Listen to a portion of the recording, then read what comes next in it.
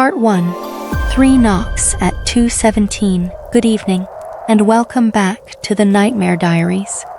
Tonight's story comes from a small town in West Virginia, where the roads narrow beneath the trees and the water remembers more than it should. Lower the lights, settle somewhere comfortable, and let the room grow quiet around you. This is a story about a marriage built from sacrifice, a promise broken by success, and a woman who returned home carrying every memory of the life she had lost. My name is David Mercer. For 15 years, I believed I knew my wife better than anyone alive. Then she came back from Blackwater Creek and asked me what pain was supposed to feel like. The last clear memory I have of loving my wife took place beneath our house. I was standing in a tunnel that should not have existed, with wet dirt pressing against my shoulders and black water dripping from tree roots above me. Rachel stood less than 3 feet away. She was wearing the white nightgown I had bought her during our first year in the new house. The hem was soaked in mud. Her bare feet were gray from the cold, though by then she had already learned how to shiver. That detail matters. When Rachel first came back, she could not feel cold. She could stand barefoot in snow for an hour without trembling. She could touch a hot skillet without pulling away. She could cut her palm and watch the blood gather as calmly as if it belonged to someone else. But in the tunnel, she was shivering. She was also crying. Real tears ran down her face, warm enough to leave clean lines through the dirt on her cheeks. Her right hand rested against the center of my chest. Every time her fingers tightened, I lost something. Not the fact of a memory, the feeling inside it. I could still see the old trailer where we had spent the first 6 years of our marriage. I remembered the dent above the kitchen table and the yellow stain on the ceiling from a leak we never managed to repair. I remembered the winter our pipes froze and we heated water in a dented stock pot so we could wash. But I no longer remembered why those years had mattered. I could picture Rachel sitting beneath 3 blankets, wearing my work jacket and laughing as our breath fogged the air. The laughter meant nothing to me. It had become an image without weight, a photograph from a stranger's life. Rachel watched my face as that part of me disappeared. "I felt that one," she whispered. Behind her lay a circular pool of black water. The tunnel around it was narrow, but the space beneath the surface looked enormous.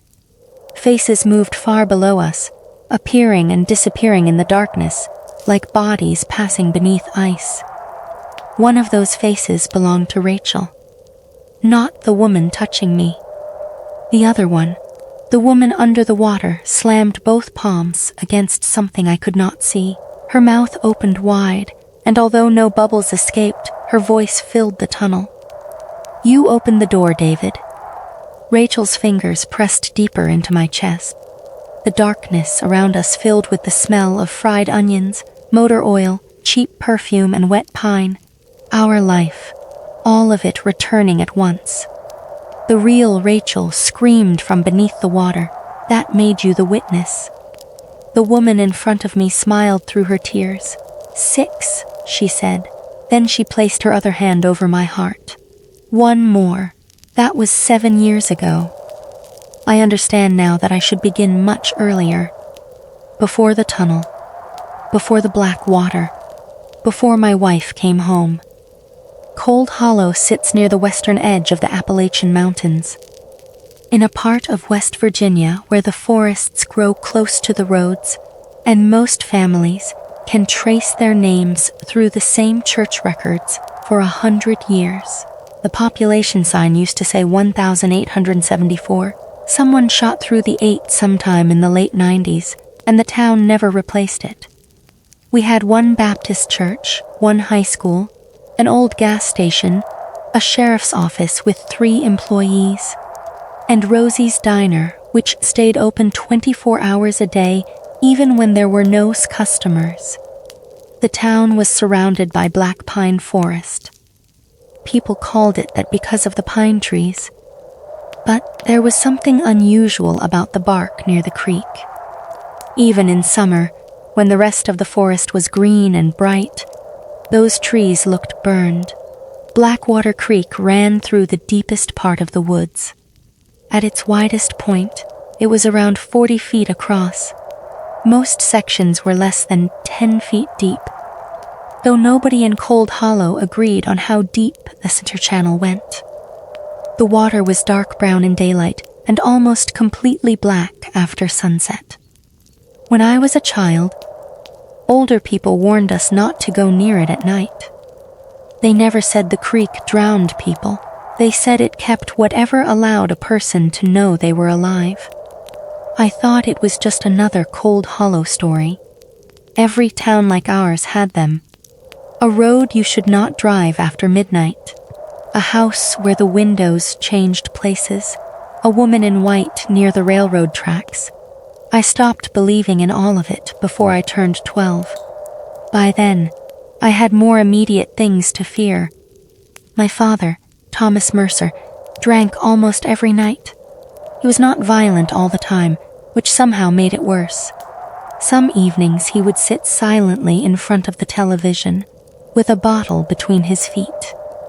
Other evenings, he would wake me after midnight and demand to know where my mother had gone. My mother, Lillian, disappeared when I was 8. My father said she had left us. He told me she had packed a bag, taken $40 from the kitchen drawer, and gotten into a car with a man from outside town. I hated her for years.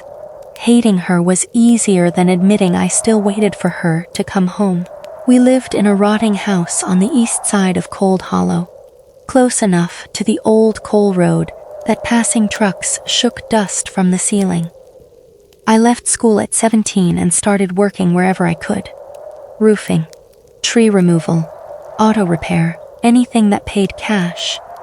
I met Rachel Hale at Rosie's Diner when we were both 20. It was close to midnight, and I had been working 14 hours at Walter Miller's garage. My hands were black with grease, and I had less than $5 in my wallet. Rachel was covering the late shift.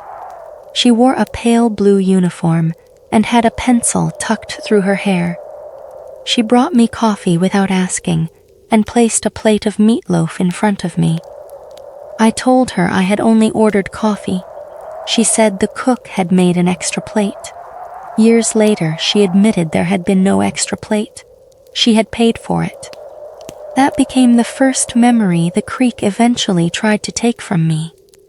At the time, it was simply the moment I fell in love. Not because Rachel was beautiful, though she was. Not because she smiled at me, though I remembered that smile for years. I loved her because she saw how hungry I was and protected my pride while feeding me. Rachel had grown up poor, too. Her father, Samuel Hale, had spent 27 years underground before black lung made it difficult for him to walk from one room to another. Her mother died when Rachel was 12. By the time I met her, Rachel already understood that some people survived by pretending their sacrifices cost nothing. We married 11 months later. The ring cost $29 at a pawn shop in Beckley. I apologized for it when I proposed. Rachel looked at the ring, then at me, and said, "It's round, that's all a wedding ring needs to be." Our first home was a trailer 6 miles outside Cold Hollow. It leaned slightly to the left and had a front door that would not close unless we lifted it by the handle. In January, the temperature sometimes fell below 15 degrees Fahrenheit. Wind came through the metal walls. Water froze inside the pipes. Our furnace stopped working at least twice every winter. We slept in our clothes. Rachel worked nights at Rosie's and made less than $3 an hour before tips. I worked 12-hour shifts at Walter's garage. Some nights she came home with 2 cold hamburgers wrapped in paper and a carton of fries that had gone soft. She always said she had eaten at work. I knew she had not. When my truck's transmission failed, Rachel sold the necklace her mother had left her. When I told her I wanted to build furniture instead of repairing engines for the rest of my life, she pulled a coffee tin from beneath our bed. Inside was every dollar she had saved over 4 years. It was not enough to start a company. It was enough to make me believe I could. Rachel picked up extra shifts. I built tables and cabinets inside an abandoned farm shed. During winter, I worked wearing gloves with the fingertips cut off. Rachel kept the books at our kitchen table after coming home from the diner. She talked constantly about the house we would have one day. A real house, she would say, with a front porch, a big kitchen, and one window looking toward the woods. I promised her she would have it. That promise became the excuse I used to destroy our marriage. Mercer Woodworks grew slowly at first. Then a hotel contractor in Charleston hired us to build custom furniture for 3 properties. That job led to another contract, then another. By the time Rachel and I had been married 13 years, I employed 32 people. We bought 6 acres outside Cold Hollow. The property sat less than half a mile from Blackwater Creek. The house had 2 floors, a wide front porch, a large kitchen, and a bedroom window facing the forest. It was exactly what Rachel had described in the trailer. For the first month, she walked from room to room touching the walls, as though she could not believe they belonged to us. I thought I had given her everything. The truth was that, by then, I had stopped giving her the only thing she still wanted, my time. I left before sunrise and returned after dark. I missed birthdays. I forgot appointments. I canceled weekend trips because a client had changed an order or a shipment had arrived late. Our conversations became schedules, bills, and apologies. Rachel never asked me to sell the business. She asked me to come home for dinner.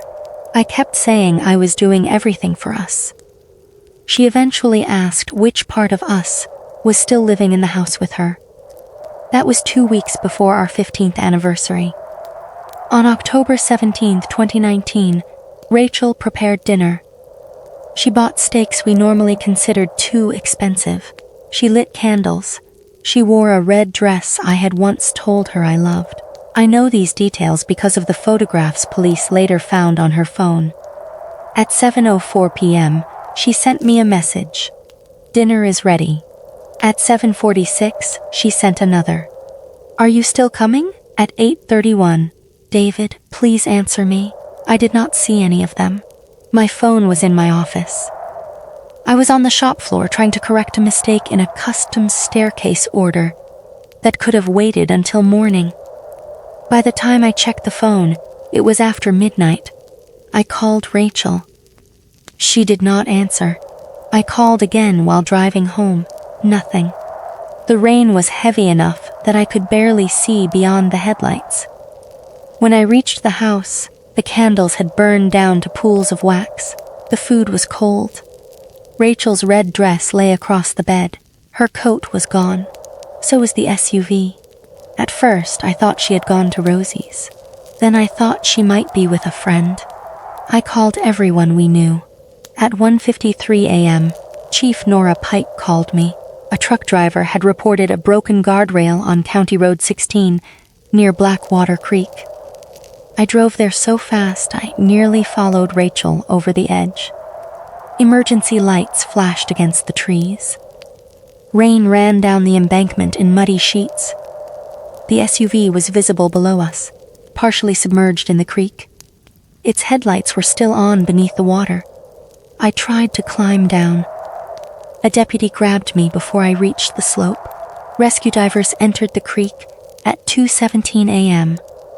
I remember the time because the clock on the ambulance dash changed as the first diver went under. They found the SUV resting around 8 feet below the surface. The driver's door was open. Rachel's seatbelt had been released. Her phone and wallet were inside, so were her shoes. There was no body. By daylight, more rescue crews had arrived. For 11 days, they searched both banks. Divers checked deep pockets in the creek. Volunteers walked through 7 miles of forest. Dogs tracked Rachel's scent from the SUV to the edge of the water and then lost it. No clothing, no blood, no footprints leaving the creek. Nothing. The official theory was that the current had carried her downstream. People in Cold Hollow knew that made no sense. The creek was swollen from the storm, but debris had collected against branches less than a mile away. A body should have surfaced. The older residents avoided looking at me. Some left food on my porch without knocking. Others crossed the street when they saw me. I closed Mercer Woodworks. I stopped answering calls. For days, I slept on the couch holding Rachel's old work jacket from Rosie's diner. I played our home videos repeatedly. Rachel painting the kitchen in the trailer. Rachel laughing after I dropped our wedding cake. Rachel asleep at the table with a calculator beneath her hand. I watched those recordings until the people inside them seemed more real than I did. Grief became the only thing in the house that moved. It sat beside me in every room. It waited at the bottom of the stairs. It followed me into the kitchen, where the anniversary plates remained untouched. I began speaking to Rachel aloud. I apologized for not coming home. I apologized for making her wait. I told her I would sell the business. I promised that if she came back, I would become the man I had been before success gave me permission to neglect her. 3 weeks after the accident, I fell asleep on the couch. At 2:17 a.m., I woke to someone knocking on the front door. 3 slow knocks, not loud, not desperate. The first knock pulled me awake. The second made the dog next door begin to howl. After the third, every faucet in the house turned on at once. I sat frozen beneath the blanket. Water moved through the pipes with a deep shuddering sound. Then everything stopped. The house became silent. I looked through the front window. A woman stood on the porch. She wore Rachel's red coat. Her hair was wet and hung across her face. Her bare feet were covered in black mud. Water dripped from her sleeves and gathered around her in a dark pool. I should have called the police. I should have left the door locked. I should have remembered every warning I had heard as a child. Instead, I crossed the room. The woman slowly raised her head. It was Rachel. Her skin was pale. Her lips were blue. Her eyes looked dark and unfocused, but the face was the same one I had loved for 15 years. I unlocked the door. The moment it opened, the smell of Blackwater Creek entered the house. Rachel looked at me for several seconds. Then she said, very softly, "Why did you leave me under the water for 217 hours?" I pulled her into my arms. Her body was colder than ice. Behind her, somewhere beyond the porch light, hundreds of voices whispered from the forest. Rachel rested her mouth beside my ear. "David," she said, "I came back exactly the way you remembered me." Then she placed one hand over my heart, and for the first times in my life, I forgot how it had felt to see her at Rosie's diner. Part 2. The creek that keeps people. For several seconds after Rachel touched my chest, I could not understand what had changed. I still knew where we had met. Rosie's diner. I could picture the pale blue uniform she wore that night, and the pencil tucked through her hair. I remembered the chipped coffee mug, the plate of meatloaf, and the $5 folded inside my wallet. The facts remained perfectly clear, but the feeling was gone. I remembered looking at Rachel for the first time without remembering why I had wanted to keep looking. It was like opening a photograph album belonging to a dead stranger and being told that every person in it had once mattered to me. Rachel removed her hand. Her fingers left a wet print on my shirt. "What happened?" I asked. She stared down at her palm. For the briefest moment, something changed in her face. Her eyebrows drew together. Her lips parted. It was not quite sadness. It was the shape of someone remembering how sadness should look. Then the expression disappeared. "I don't know," she said. The faucets stopped running. I could still hear water dripping somewhere inside the walls. But the house itself had gone still. Rachel stood in the doorway while rain blew past her onto the floor. I pulled her inside and closed the door. That was the first decision I made after she returned. It was also the most important. At the time, it felt like love. Now I understand it was consent. I called 911. Chief Nora Pike arrived first, followed by an ambulance from the county hospital. Nora had known me since I was a child. She was 52 then, broad-shouldered, gray-haired, and usually calm even when everyone around her was losing control. That night, she stopped halfway across the porch when she saw Rachel sitting on our couch. Rachel had changed into dry clothes, but her hair was still wet. She sat with her hands resting flat on her knees. There was black mud beneath her fingernails. Nora looked at me, then at Rachel, then back at me. "Is that her?" she asked. I remember being angry at the question. Who else would it be?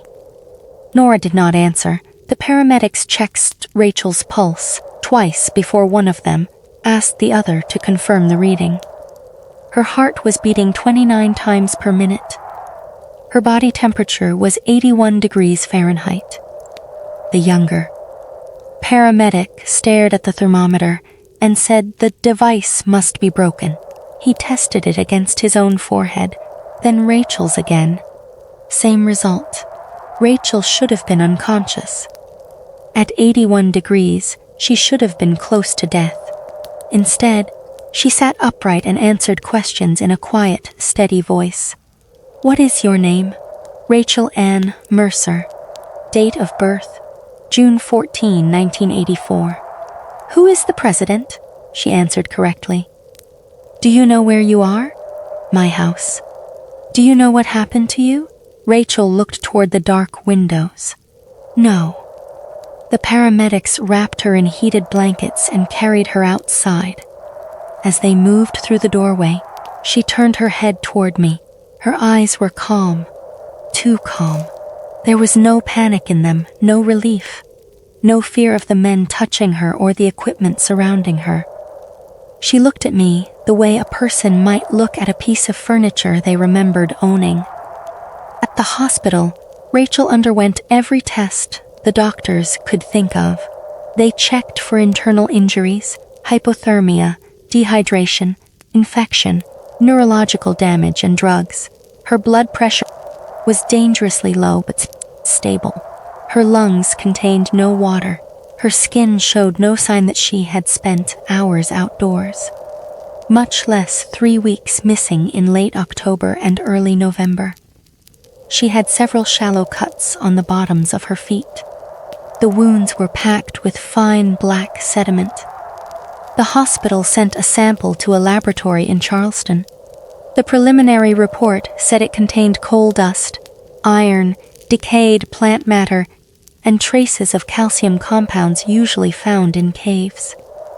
The strange part was what it did not contain. There was no road salt, no petroleum residue, no pollen from the woods near our house, no ordinary creek silt. The sediment on Rachel's feet had not come from the bank where her SUV had been found. Nora asked her questions while the doctors worked. Rachel remembered leaving the house after midnight. She remembered the rain. She remembered driving west along County Road 16. After that, she said there had been a woman beside the guardrail. "What woman?" Nora asked. Rachel looked at her without blinking. She was standing where the road bends toward the creek. Did you know her? Yes. Who was she? Me. Nora glanced at me. Rachel continued in the same empty tone. The woman had my face. She was wearing a black dress. Her hair covered most of her eyes. What did she do? She called me. You heard her voice? No. I heard David. My stomach tightened. What did I say? Rachel turned toward me. You said you were under the water. The room seemed to shrink. I wasn't there. I know. Then why did you follow her? Because you sounded afraid. That answer was Rachel.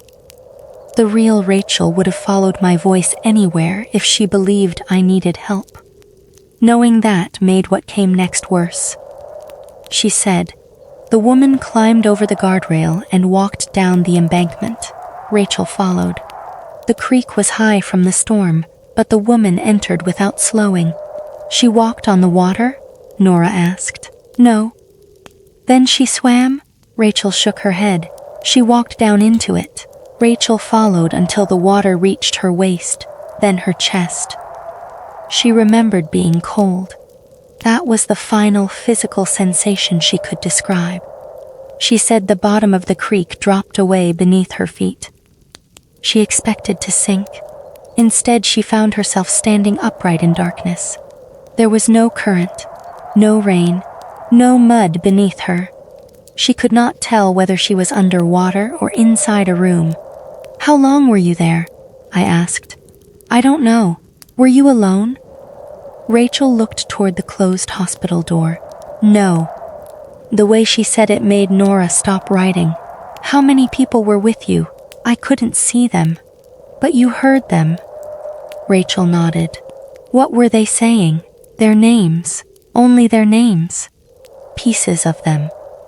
She explained that the voices did not speak in complete sentences. They repeated fragments. A woman saying the name of a child. A man describing the smell of a workshop. Someone counting steps. Someone apologizing to a person who was no longer there. Rachel said the voices sounded far away at first. Then they came closer. Eventually, they began repeating details from her own life. The trailer.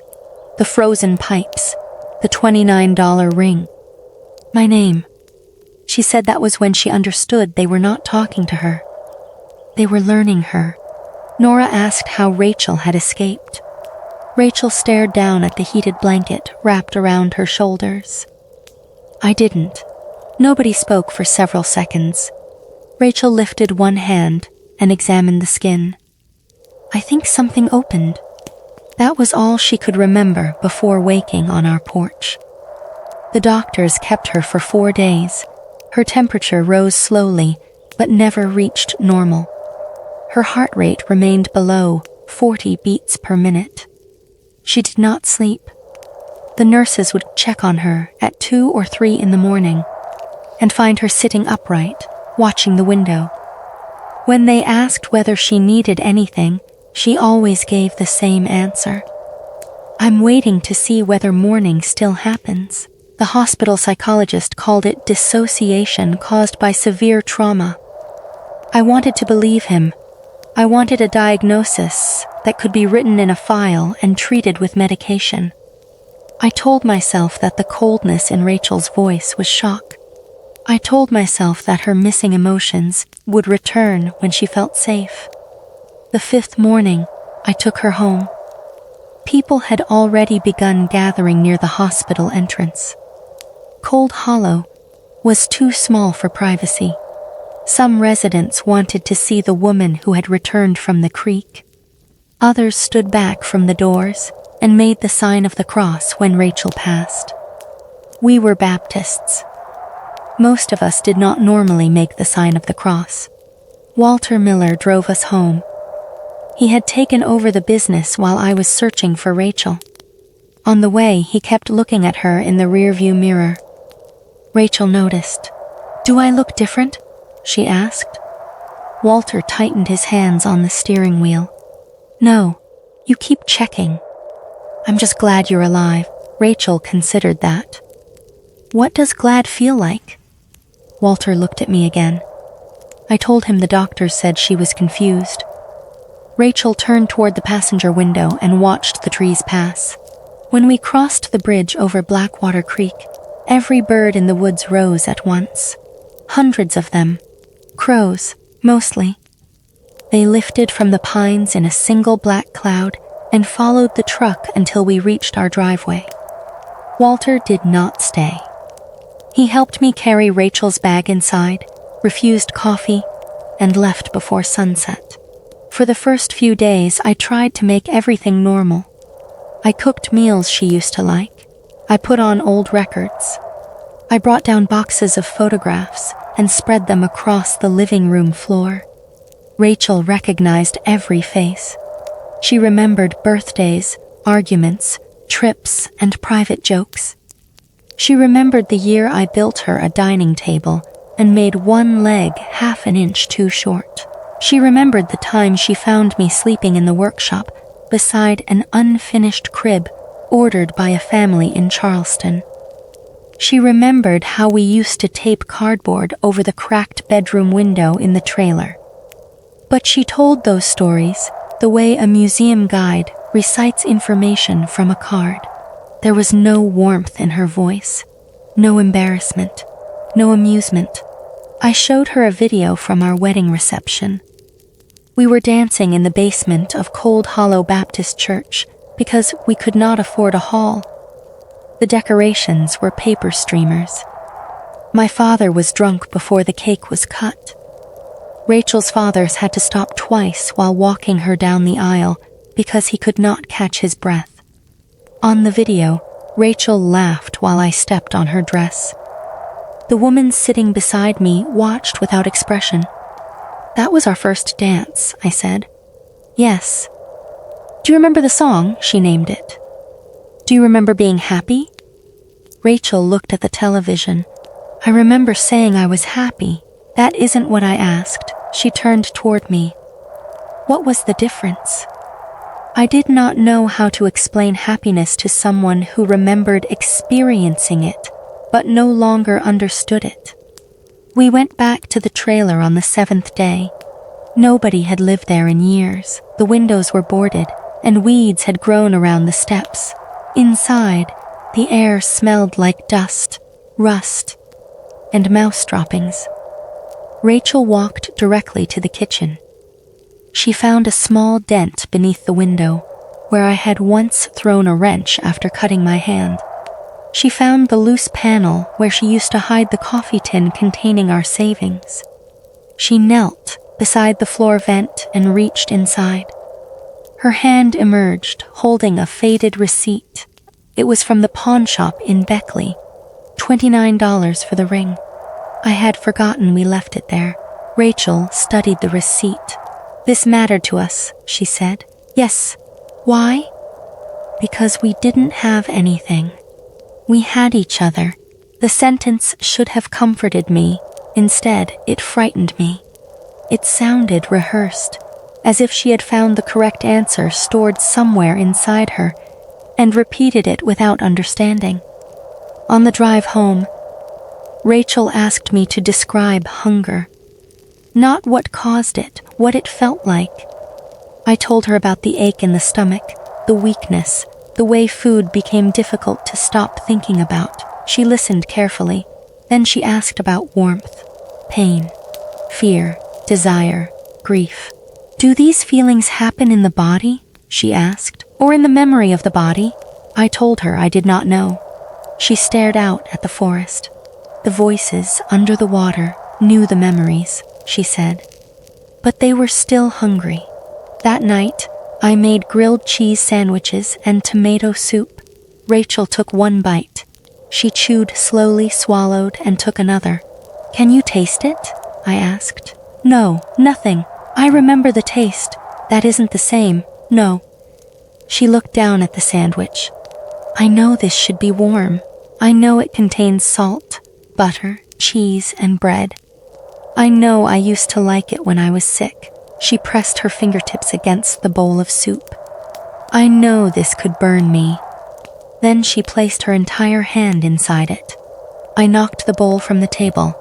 Soup spilled across the floor. Rachel looked at her hand. The skin had turned red. Small blisters were already forming across her fingers. She showed no reaction.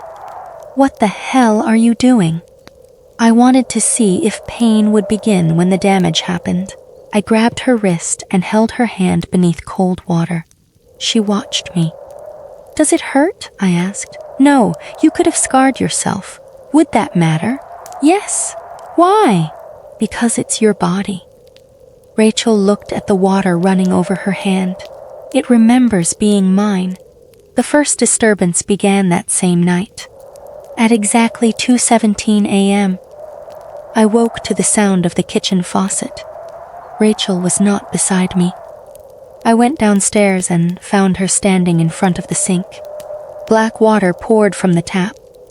It was not dirty water from the pipes. It was thick, almost oily, and smelled of wet leaves, iron, and something old enough that I had no word for it. Rachel held both hands beneath the stream. "What are you doing?" I asked. She looked at the clock above the stove. "Listening." I shut off the faucet. The water continued. I reached beneath the sink and closed both valves. Nothing changed. I went into the basement and shut off the main line. The black stream kept flowing. It lasted 3 minutes and 37 seconds. Then it stopped. The sink was empty. No water remained in the basin or pipes. Only Rachel's hands were wet. The next morning, I called a plumber. He found no damage and no contamination. The water company checked the line and said there had been no pressure change during the night. I did not tell them the water had been black. I told myself it was rust, sediment, a problem in the house. The second night, the faucet came on again at 2:17. This time, wet footprints appeared on the kitchen floor. They began at the back door. They crossed the kitchen, passed the stairs, and stopped beside our bed. Rachel was standing at the window when I found them. The third night, the radio turned on by itself. It was an old battery-powered set I kept in the garage for storms. I had not used it in months. At 2:17, static began playing through the speaker. Beneath the static was the sound of a woman crying. I could not make out the words. Rachel could. "She is asking where her baby went," she said. "Who is Evelyn?" I asked how she knew the name.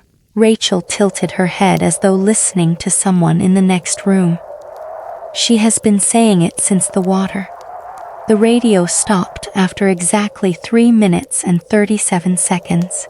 Every night, the same pattern repeated. 2:17. Black water, wet footprints, voices, always for 217 seconds. I began writing it down.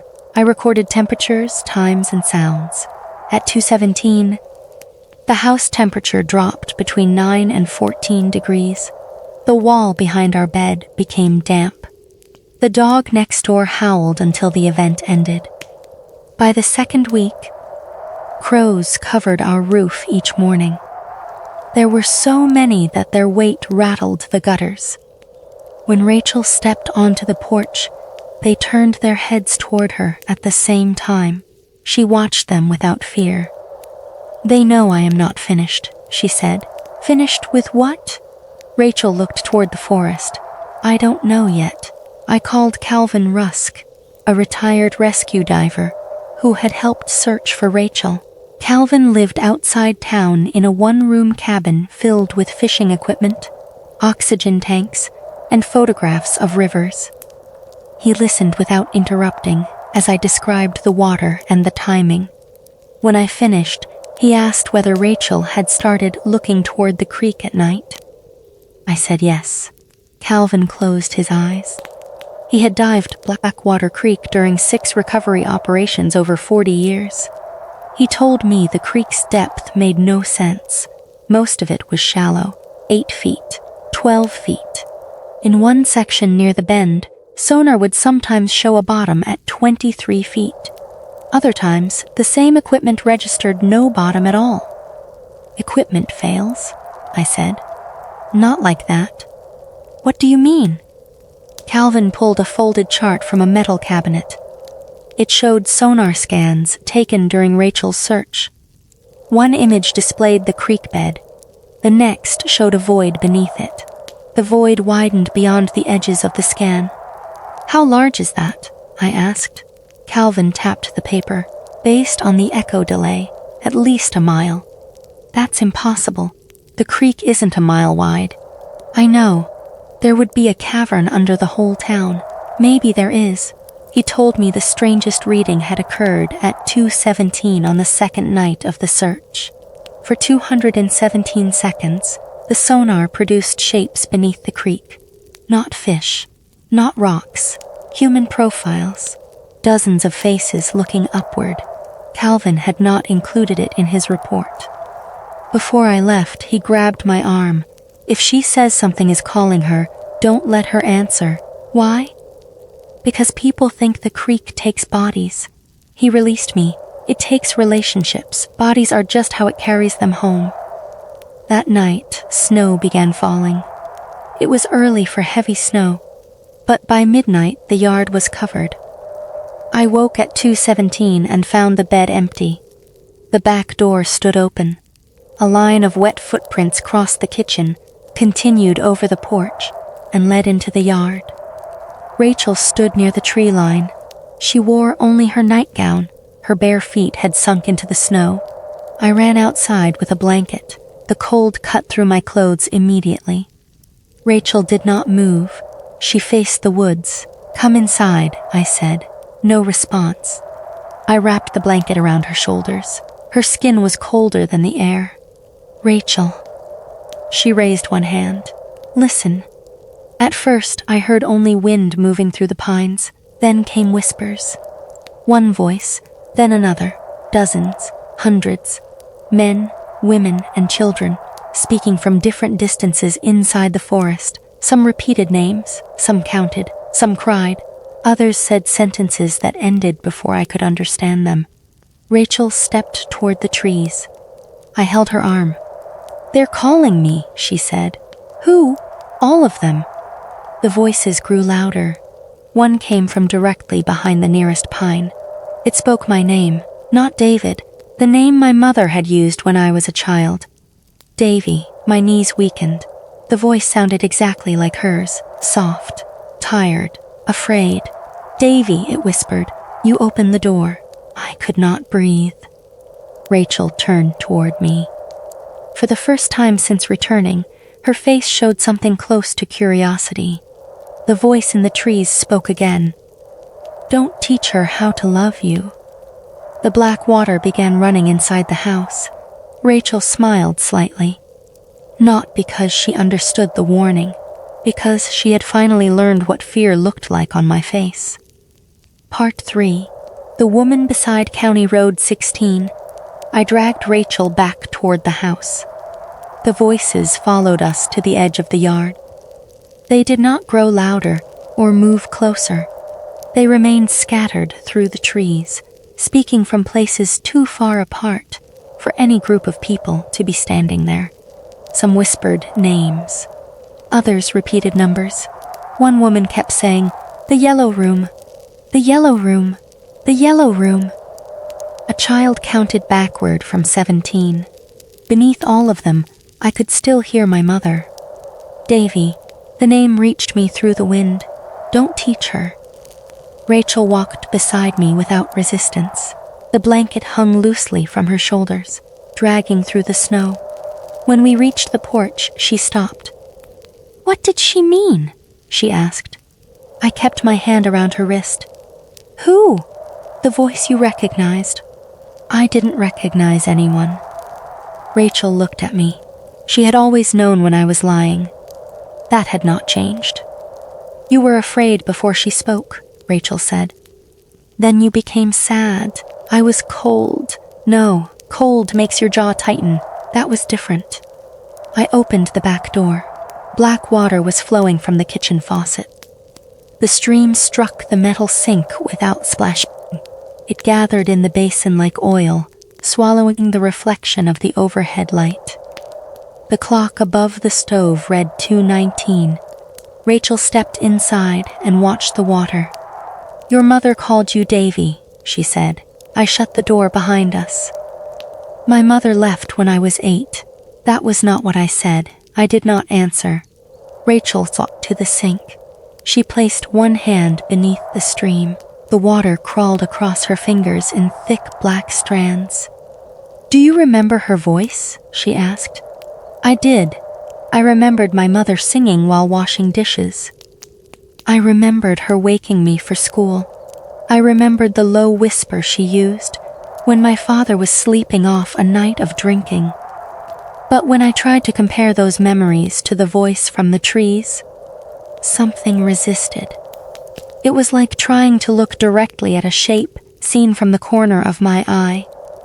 "I haven't heard her in 28 years, I said. Rachel raised her wet hand toward me. "Would you know if it was still hers?" I stepped back. The kitchen clock changed to 2:20. The black water stopped. It disappeared from the sink so quickly that for a moment I thought it had drained normally. But the basin was dry. The pipes were dry. Even Rachel's hand was dry. She looked at her palm. 3 minutes and 37 seconds, she said. "You were counting?" "I always count." "Why? The people underneath count too." I asked what they were counting toward. Rachel looked at me as though the question had an obvious answer. The next opening. I did not sleep again that night. At sunrise, I drove into town and bought 4 digital clocks, 2 indoor thermometers, a video camera, a handheld audio recorder, 3 motion sensors, and a notebook. The cashier at the hardware store asked whether I was installing a security system. I told him we had raccoons. He glanced at the equipment and said, "Those must be some organized raccoons." Normally, I would have smiled. I did not. I placed clocks in the bedroom, kitchen, basement, and garage. I installed the thermometers beside them. I aimed the camera at the kitchen sink and put the audio recorder on the windowsill facing the forest. I marked every wet footprint with chalk before cleaning it. I measured the distance between steps, 23 inches. Rachel's normal stride was 23 inches, but the prints were not exactly hers. Her right foot had a small scar beneath the second toe from stepping on broken glass when she was 15. Whenever she walked barefoot across a dusty floor, that toe left a slightly crooked mark. The wet footprints had no scar. The shape was perfect, too perfect. I told myself the water had blurred the detail. That afternoon, I found Rachel sitting at the dining table with our wedding album open in front of her. She had arranged 7 photographs in a row. The first showed her behind the counter at Rosie's Diner. The second was a close-up of the cheap engagement ring. The third showed us outside the trailer during our first winter.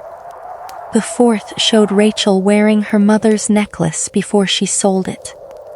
The fifth showed our first dance. The sixth showed us standing on the front porch of the new house. The seventh was a photograph I did not remember taking. It showed Rachel asleep on the couch while I sat beside her, watching her. The picture had been taken from the hallway. "You chose these?" I asked. "They feel heavier than the others." "What does that mean?" "When I look at most photographs, I remember the event." She touched the picture from Rosie's Diner. "When I look at these, I feel pressure." "Where?" Rachel pressed 2 fingers against the center of her chest. "Here." I pulled the photograph away from her. The reaction was immediate. Her hand followed it. Not quickly, not violently, but with the involuntary movement of someone reaching after food. "Give it back," she said. "Why? I was close." "To what?" She looked at the empty space where the photograph had been. "I don't know. I put it in my shirt pocket." Rachel stared at the pocket for several seconds. Then she closed the album. That evening, I reviewed the first full day of recordings. Nothing unusual appeared until 2:17 a.m. The kitchen camera recorded the faucet turning by itself. The black water poured for exactly 217 seconds.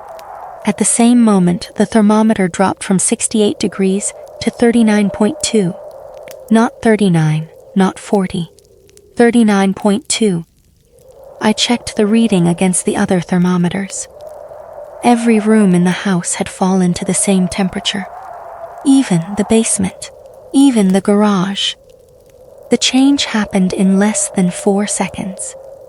Then, at 2:20 and 37 seconds, every thermometer returned to its previous reading.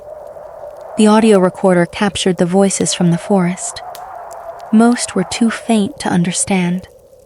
I increased the volume and listened with headphones. There were at least 40 separate speakers. Some sounded close enough to be standing outside the window. Others carried long echoes, as if speaking inside tunnels.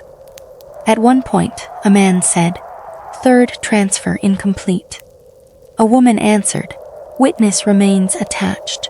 Then a child's voice repeated, 2, 1, 7. The phrase occurred 17 times. I listened to the recording until dawn.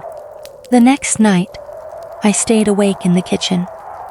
At 2:16, the house was silent. Rachel sat across from me wearing a sweater and jeans. She did not need the sweater, but I had asked her to dress warmly.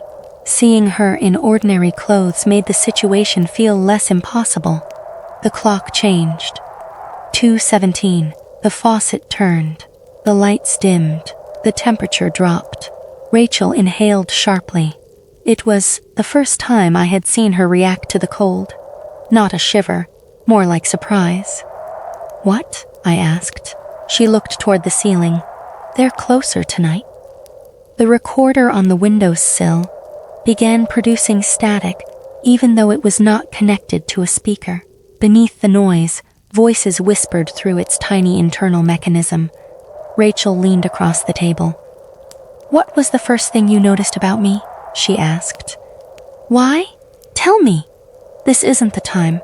It is the only time." The black water struck the sink behind her. I glanced at the clock. 2:17 and 19 seconds. Rachel reached across the table and placed her fingers on my wrist. Her skin was cold, but not as cold as before. "Tell me," she said again. I thought about Rosie's diner, the pale blue uniform, the pencil in her hair, the plate of meatloaf she pretended was extra. "I noticed you were kind," I said. Something moved beneath her expression. A tension around the eyes, a slight tremor in her mouth. How did kindness feel? It wasn't a feeling. Yes, it was. I tried to pull my hand away. Her fingers tightened. The dining room disappeared. For 1 second, I was 20 years old again. I smelled coffee, grease, and rain on asphalt. I saw Rachel standing behind the counter. She placed the plate in front of me and looked away before I could see that she had paid for it. The memory opened inside me with perfect clarity. Then something pulled through it. The sensation was not pain. It was emptiness moving in the shape of pain. A pressure passed from my chest into my shoulder, down my arm, and into Rachel's hand. She gasped. Her eyes filled with tears. Only one tear formed. It clung to her lower eyelid without falling. I pulled free. The kitchen returned. The clock read 2:18. Rachel touched the moisture beneath her eye. "This is sadness," she whispered. "No, it hurts differently than damage." "What did you do to me?" She looked at me. For the first time since her return, there was genuine softness in her expression. "I think I remembered what you felt. That was my memory. It was ours." I reached into my mind for the night we met. I could still see it. I remembered the diner, the meatloaf, her uniform, but I no longer felt kindness in the memory. I no longer felt gratitude. I no longer understood why that moment had separated Rachel from every other woman I had ever seen. "You took it," I said. Rachel's tear finally rolled down her cheek. I didn't know how. The faucet stopped. The clocks changed to 2:20 and 37 seconds. Rachel touched her face again. Then she smiled. It was a small smile, almost ashamed. It looked exactly like the smile she had given me the first night at Rosie's. That frightened me more than anything else that had happened. Over the next 4 days, I refused to discuss our past with her. I removed the wedding album and locked it inside my workshop office. I stopped touching Rachel whenever she asked emotional questions. She did not become angry. She became observant. She watched television dramas and studied the actors' faces. She stood across the street from Rosie's diner and watched families eating together. She read old birthday cards and sympathy letters. Once, I found her in the bedroom playing a recording of herself laughing. She replayed the same 3 seconds for nearly an hour. Every night at 2:17, the temperature fell to 39.2 degrees. I called the county water office and asked whether they had temperature records for Blackwater Creek. The employee said the monitoring station had malfunctioned after the storm. I drove there myself. The station was a metal box mounted beside the bridge on County Road 16. It contained a digital gauge and an old backup thermometer. The surface water measured 47 degrees. I lowered a borrowed fishing thermometer near the deepest channel. At 8 feet, it read 39.2. Exactly. The line went slack before reaching the bottom. When I pulled it up, the metal weight was gone. The fishing line had not snapped. It had been cut cleanly. On my way back to the truck, I found 7 dead fish lined along the bank. They were arranged head to tail, all facing toward our house. Walter Miller called me that afternoon. He asked whether Rachel was home. I said yes. He lowered his voice. I need you to come to the shop. What happened? I found something from the night of the accident. He would not explain over the phone. Mercer Woodworks had been closed since Rachel disappeared, but Walter still checked the building and answered calls from clients. When I arrived, he was waiting in my office. The blinds were shut. An old laptop sat on the desk. Walter locked the door after I entered. There's a gas station camera on County Road 16, he said. The place has been closed for years. The pumps are closed. The owner still uses the garage behind it. He explained that the security system recorded continuously but automatically deleted footage after 30 days. The owner had removed the hard drive after hearing about Rachel's accident, intending to give it to the police. Then his brother suffered a heart attack, and the drive sat in a drawer for weeks. Walter had helped recover the footage. Did you give it to Nora? Not yet. Why? He looked at the laptop. Because you need to see it first. The video was grainy and almost colorless. Rain streaked across the lens. The camera covered a section of County Road 16, approximately 200 yards from the broken guardrail. The timestamp read October 18, 2019, 1:31 a.m. Rachel's SUV entered the frame and stopped in the middle of the road. The driver's door opened. Rachel stepped out wearing the red coat. Even through the poor image, I recognized the way she moved. She stood beside the vehicle for several seconds, looking toward the forest. At first, I saw nothing there. Then lightning brightened the road. A woman stood beside the guardrail. She was unusually tall, close to 7 feet, judging by the height of the metal barrier. She wore a long black dress that moved in the wind. Her hair hung over her face. Rachel took one step toward her. The tall woman lifted one hand. Rachel followed.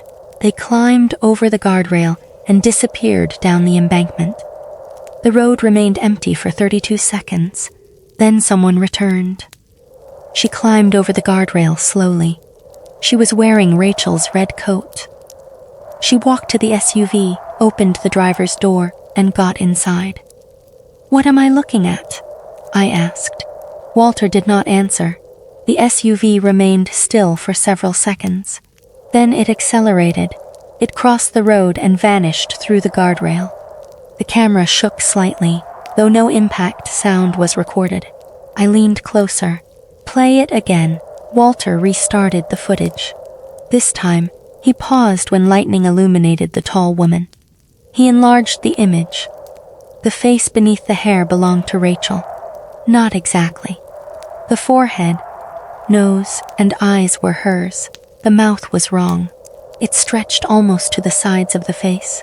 The lips were open in something between a grin and a wound. Walter advanced frame by frame.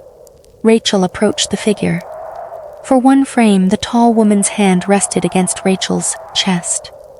In the next, both of them blurred. Then they were gone. "Keep playing," I said. The SUV drove through the guardrail again. The road became empty. The timestamp read 1:34. But the recording continued. For the next 3 minutes and 37 seconds, static rolled across the screen. 217 seconds. Shapes moved inside it. Faces, some appeared for only a single frame. A miner wearing an old canvas helmet. A woman holding an infant. A teenage boy with water running from his mouth. Then, near the end of the interference, a child stood directly in front of the camera. He was 8 years old. Thin. Dark hair cut unevenly above the ears. He wore a green coat with a torn sleeve. I knew the coat. It had belonged to me. My mother bought it from a church donation box the winter before she disappeared. The child stared into the lens. He held a sheet of paper against his chest. 3 black circles had been drawn on it, one large, one smaller, one so small it was almost a dot. Below them were 3 numbers, 2, 3, 4. Walter stopped the video. "That's you, isn't it?" he asked. I could not answer. 8-year-old me lifted his head on the screen. His mouth moved. There was no sound in the original recording, but Walter had isolated the audio beneath the static. He increased the volume. The child whispered, "She already knows which door I'll open." The screen went black. The timestamp returned at 1:37 a.m. The road was empty. I took the hard drive home.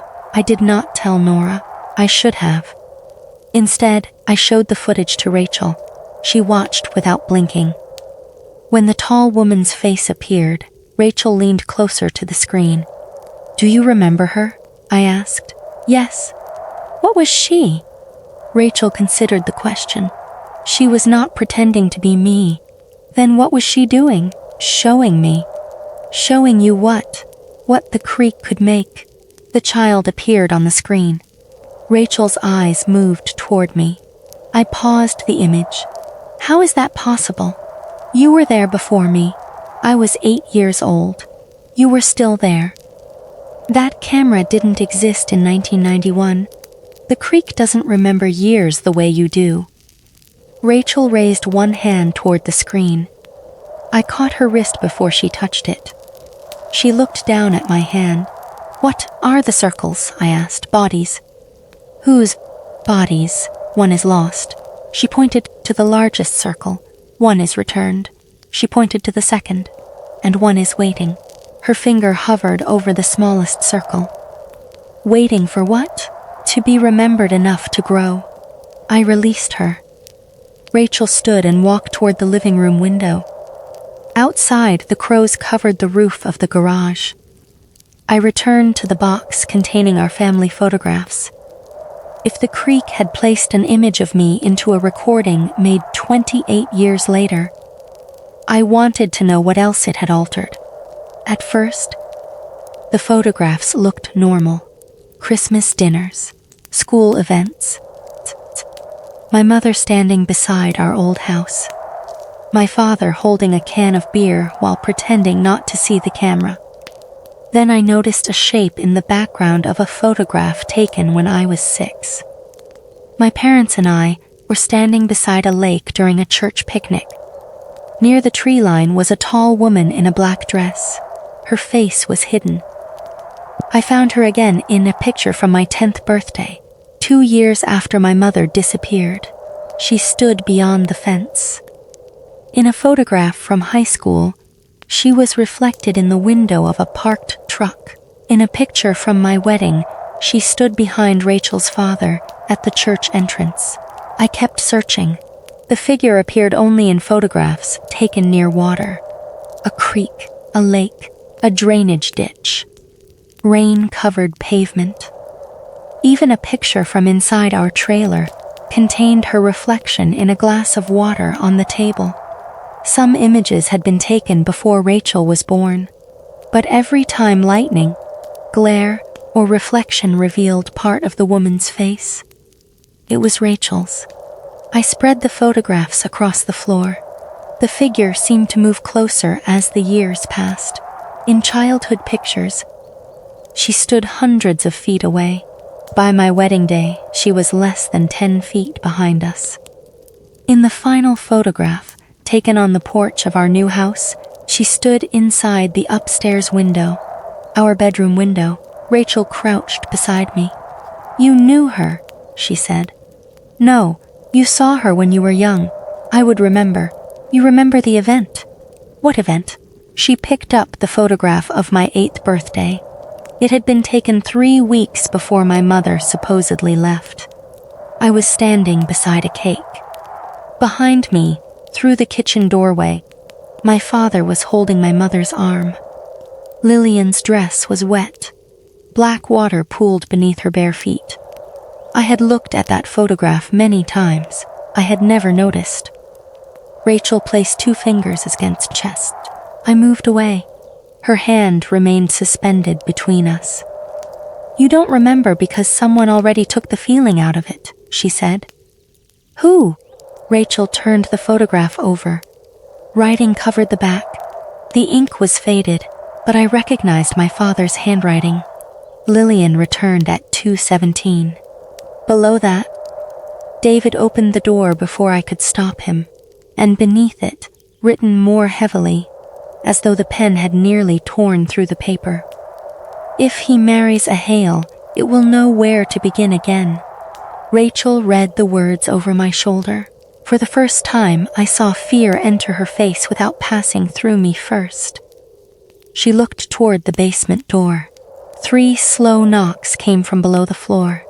Rachel whispered, "Your mother didn't leave you." The knocks sounded again. She came home. Then my dead mother's voice rose through the heating vent. "Ask your father what he put around my ankles." Part 4. What my father refused to tell me. The voice beneath the floor stopped after saying the word ankles. For several seconds, neither Rachel nor I moved. The 3 knocks did not come again. The heating vent continued releasing a thin stream of cold air that smelled like wet stone. Rachel remained crouched beside the photographs. Her eyes were fixed on the basement door.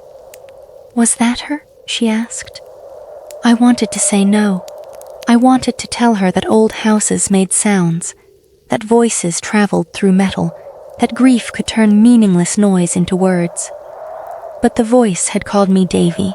It had spoken with the same soft exhaustion I remembered from childhood mornings. The same voice from the forest. The same voice I had spent 28 years trying to forget. Because remembering it meant admitting my mother might not have chosen to leave me. I picked up the photograph from my 8th birthday. My father's writing covered the back. Lillian returned at 2:17. David opened the door before I could stop him. "If he marries a Hale, it will know where to begin again." The words made the room feel smaller. Rachel reached toward the photograph. I pulled it away before she could touch it. Her hand stopped in the air. "You think I'll take another memory," she said. "I don't know what you take. I don't know either. You knew what the circles meant." I remembered what they meant. "From where?" Rachel looked toward the floor. "From underneath." "That isn't an answer. It's the only one I have. I stood and gathered the photographs. My hands shook badly enough that several slipped from my fingers. Rachel watched me place them inside the box. "Where is your father?" she asked. I did not answer immediately. Thomas Mercer had suffered a stroke 18 months earlier. Afterward, he had been moved into a nursing facility outside Charleston because he could no longer live alone. I had visited him twice. The first time, he barely looked at me. The second time, he called me by his brother's name and accused me of stealing $40 from the kitchen. I had not returned. I told myself the drive was too long. The truth was simpler. I had spent most of my life wishing he would disappear, and when his body finally began disappearing around him, I found no satisfaction in watching it happen. "He's alive," I said. Rachel rose slowly. "Then ask him." "I will." "When?" "Tomorrow." The kitchen clock read 3:06 a.m. Rachel tilted her head. "He may not be there tomorrow." I looked at her. "What does that mean?" "The people under the water know you found the photographs." "How?" "They heard you remember." Rachel's face remained still, but her eyes had become more expressive since taking the feeling from our first meeting. That frightened me. Every new trace of humanity in her seemed to correspond with something missing from me. I placed the photograph box inside my workshop office and locked the door. When I returned, Rachel was standing beside the basement entrance. Her palm rested against the wood. "Don't open it," I said. "I wasn't going to." "Then step away." She did. A wet handprint remained on the door. I slept for less than an hour. At sunrise, I called Walter and asked him to stay with Rachel while I drove to Charleston. I did not explain why. He hesitated. Then he said he would come. Walter arrived carrying a thermos and a hunting rifle. Rachel looked at the weapon. "Are you planning to shoot me?" Walter's face turned red. "It's for coyotes." "There are no coyotes in the house." He looked at me for help. I took him into the kitchen and lowered my voice. "Don't let her leave, David, especially if she says she hears someone calling." He looked past me toward Rachel. She was standing in the living room, studying the wedding photograph on the wall. "What exactly do you think she is?" Walter asked. I looked at my wife. "I don't know." That was the first time I had admitted it aloud. The nursing facility sat on a low hill about 12 miles outside Charleston. It was a 2-story brick building surrounded by empty winter trees and an asphalt parking lot. The sky remained gray all morning. As I drove, I kept replaying my mother's voice. "Ask your father what he put around my ankles." I remembered almost nothing from the week she disappeared. There were pieces. My father washing mud from the kitchen floor. A broken lamp. My mother's red raincoat hanging beside the back door. Then an image of standing inside our coal shed while rain struck the metal roof. For years, I believed that memory came from a different night. Now, whenever I tried to examine it, I felt the same resistance I had experienced when comparing the voice in the trees to my mother's. The memory existed. The feeling attached to it did not. The woman at the reception desk told me Thomas was in the recreation room. "He's having a good morning," she said. "What does that mean?" "He ate breakfast. He knows where he is." "Does he know who he is?" She smiled politely. "Most of the time." I found him sitting alone beside a window. He had lost weight since my last visit. His left arm remained curled against his chest, and one side of his mouth sagged from the stroke. A television played silently across the room. Several residents watched a game show with the volume turned down. My father stared through the glass. "Dad." He did not turn. I placed the photograph on the table beside him. He looked at it. His body stiffened, not slowly, not with confusion, The reaction was immediate.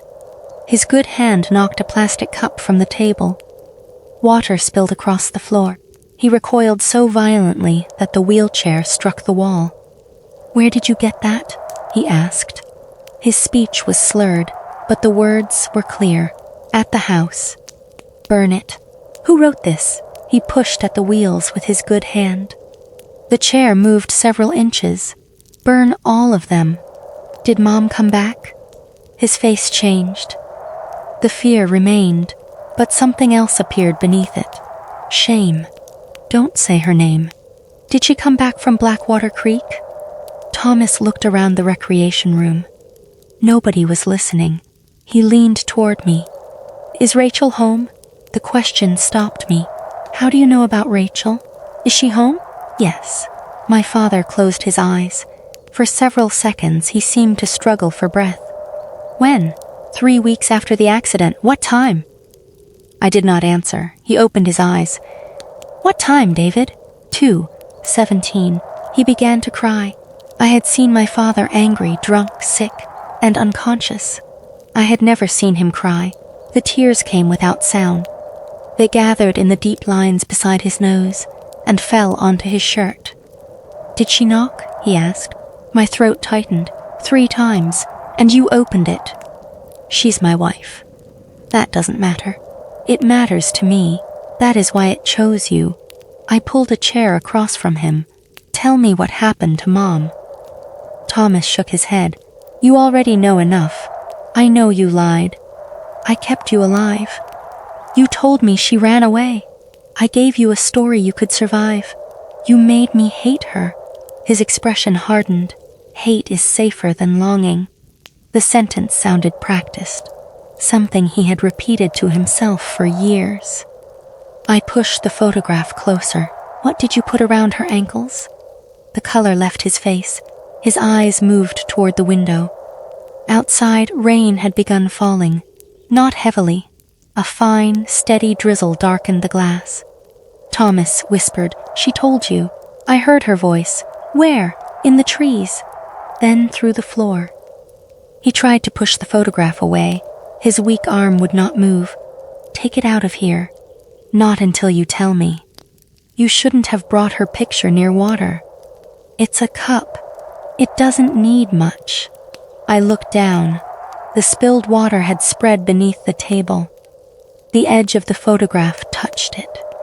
Black lines began forming across the image. At first, I thought the ink on the back was bleeding through.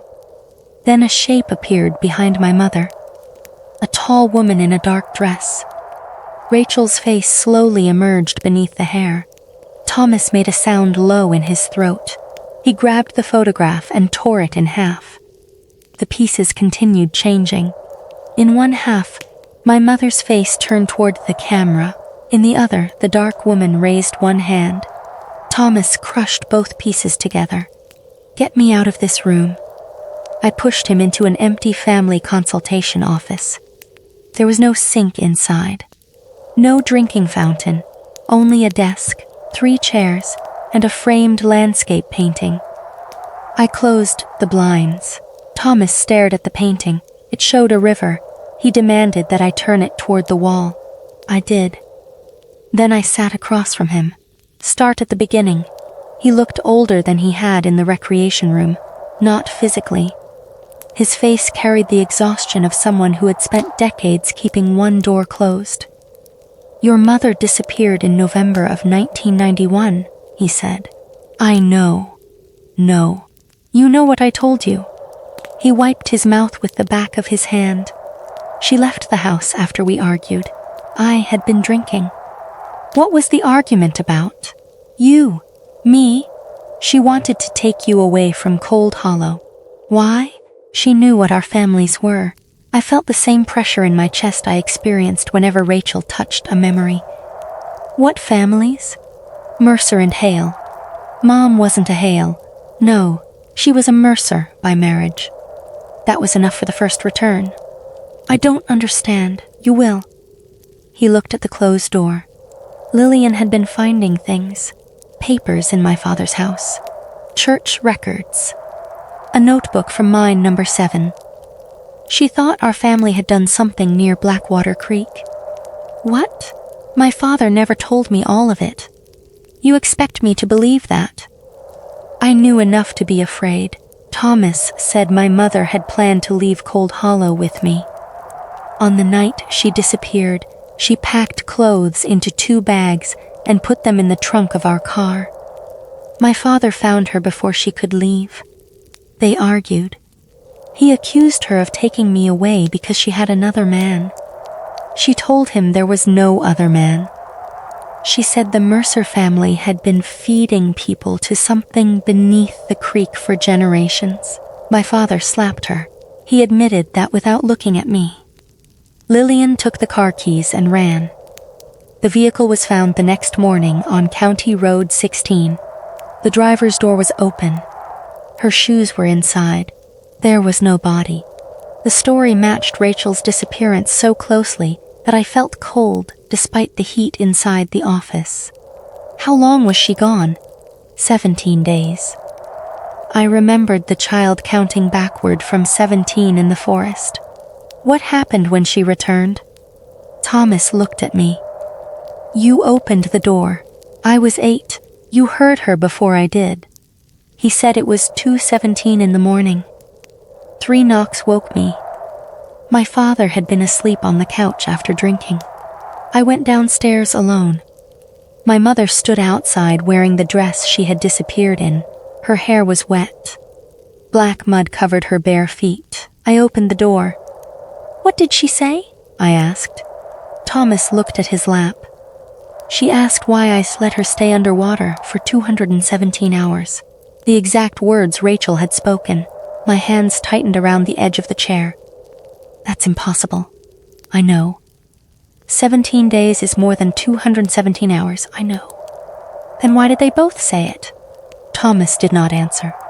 What happened after she came inside? At first, I thought God had given her back. His voice cracked. She knew everything. She knew where we kept the money. She knew the song we danced to at our wedding. She knew the scar on my shoulder and how I got it. Was she Mom? She looked like her.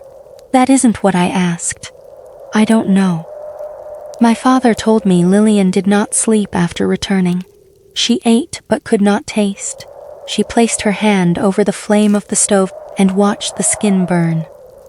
She stood beside my bed at night, listening to me breathe. At 2:17 each morning, the faucets released black water. Wet footprints crossed the house. Voices whispered through the radio. The temperature dropped to 39.2 degrees. Every detail matched Rachel. What did she take from you? I asked. Thomas looked surprised. You already know about that. Rachel touched me.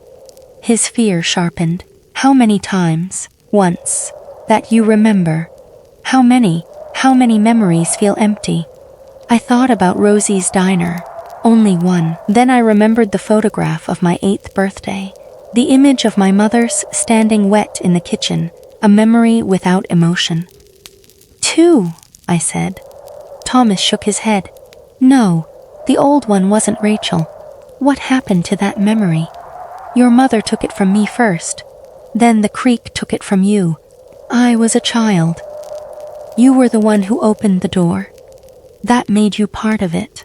He told me the returned Lillian began asking questions. What did love feel like? Why did pain matter? How did shame sit inside the body?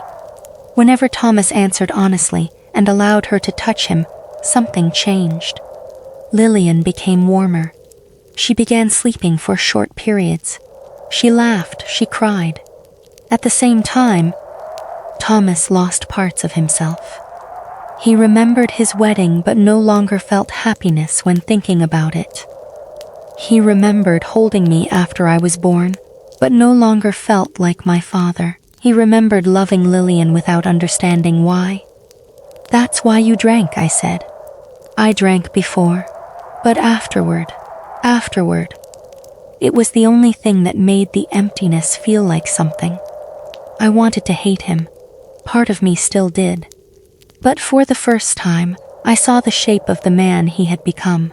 Not an excuse, not forgiveness, a shape. What stopped her? She needed one final thing from me. What? The reason I loved her. I thought about the 7 photographs Rachel had arranged. 7 heavy memories, Thomas continued. She said if I gave it to her, she would be complete. She said we could leave Cold Hollow.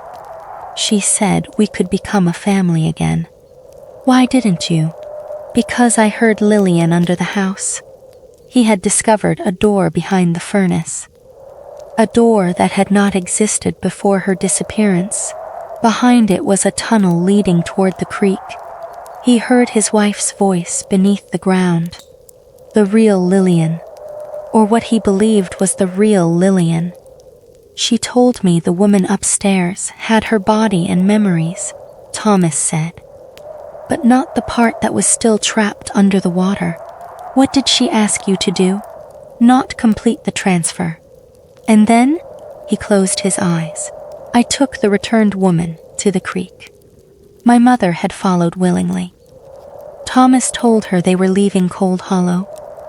He drove to the bend on County Road 16 and walked her down the embankment. Before leaving the house, he wrapped a logging chain around her ankles. The chain was hidden beneath her long coat. At the water's edge, she realized what he intended. Did she fight? No. Did she beg? Yes, the word barely escaped him. What did she say?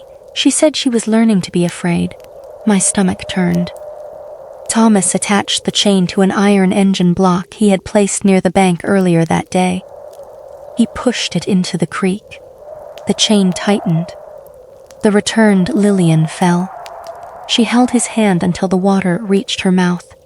She told me I was murdering her, Thomas said. Were you? I don't know. You drowned her. I drowned something. She had memories. Yes. She could feel fear. Yes. Then what made her less alive than you? He looked at me with an anger that sounded more like pleading. The woman beneath the creek was my wife. You didn't save her. There was no saving her. You chose which one deserved to die. I chose the one who hadn't finished eating me. His voice echoed inside the small room. Neither of us spoke for a long time. Outside, rain ticked against the window. What happened after she sank? I asked. The creek went still. And Mom? The voice beneath the house stopped. Did the door disappear? Yes. So you never knew whether you killed a copy or the real woman? No. The admission destroyed whatever certainty remained in his face. He had lived 28 years without knowing whether he had stopped a supernatural imitation or murdered a traumatized wife who had somehow survived. I understood then why he had told me she abandoned us. The lie did not only protect me, it protected him from hearing his own version of the story spoken aloud. Why did you write that Rachel was a Hale? Thomas looked away. You met her at Rosie's. How did you know? Everyone knew. That isn't what I asked. He swallowed. I knew Samuel Hale, Rachel's father, the former miner who had died from black lung. What did he tell you? He knew the families had to remain separate. Why? Because Mercer blood opens the witness. Hale blood gives the creek a form it can hold. The sentence sounded memorized. Where did you learn that? From Samuel. From my father. From records that should have been burned. And you never warned me? I tried. When? I told you not to buy land near the creek. You told me it was overpriced. You never listened when I told you what to do, because you were drunk. Yes, he gave a bitter laugh. Yes, I was as. I stood. You knew Rachel was in danger. I knew marrying her closed something, and you said nothing. I thought distance would be enough. You helped us buy the house. He stopped breathing for a moment. I saw it in his face before he answered. What did you do? Thomas stared at the floor. The property belonged to a family trust. What family? Ours. I felt the room tilt. The seller was a shell company? He nodded. You arranged it. My father left instructions. You put us beside the creek. I thought if it chose your bond, it would stop coming for me. The honesty of it hurt more than another lie would have. My father had not merely failed to warn me. He had offered me. He had placed Rachel and me within half a mile of Blackwater Creek, so that whatever had once fed on his marriage would select ours instead. You sacrificed us. I was afraid. You used your own son. It had started calling Lillian's voice through my pipes again. So you gave it, Rachel. I gave it a stronger connection. I leaned over him.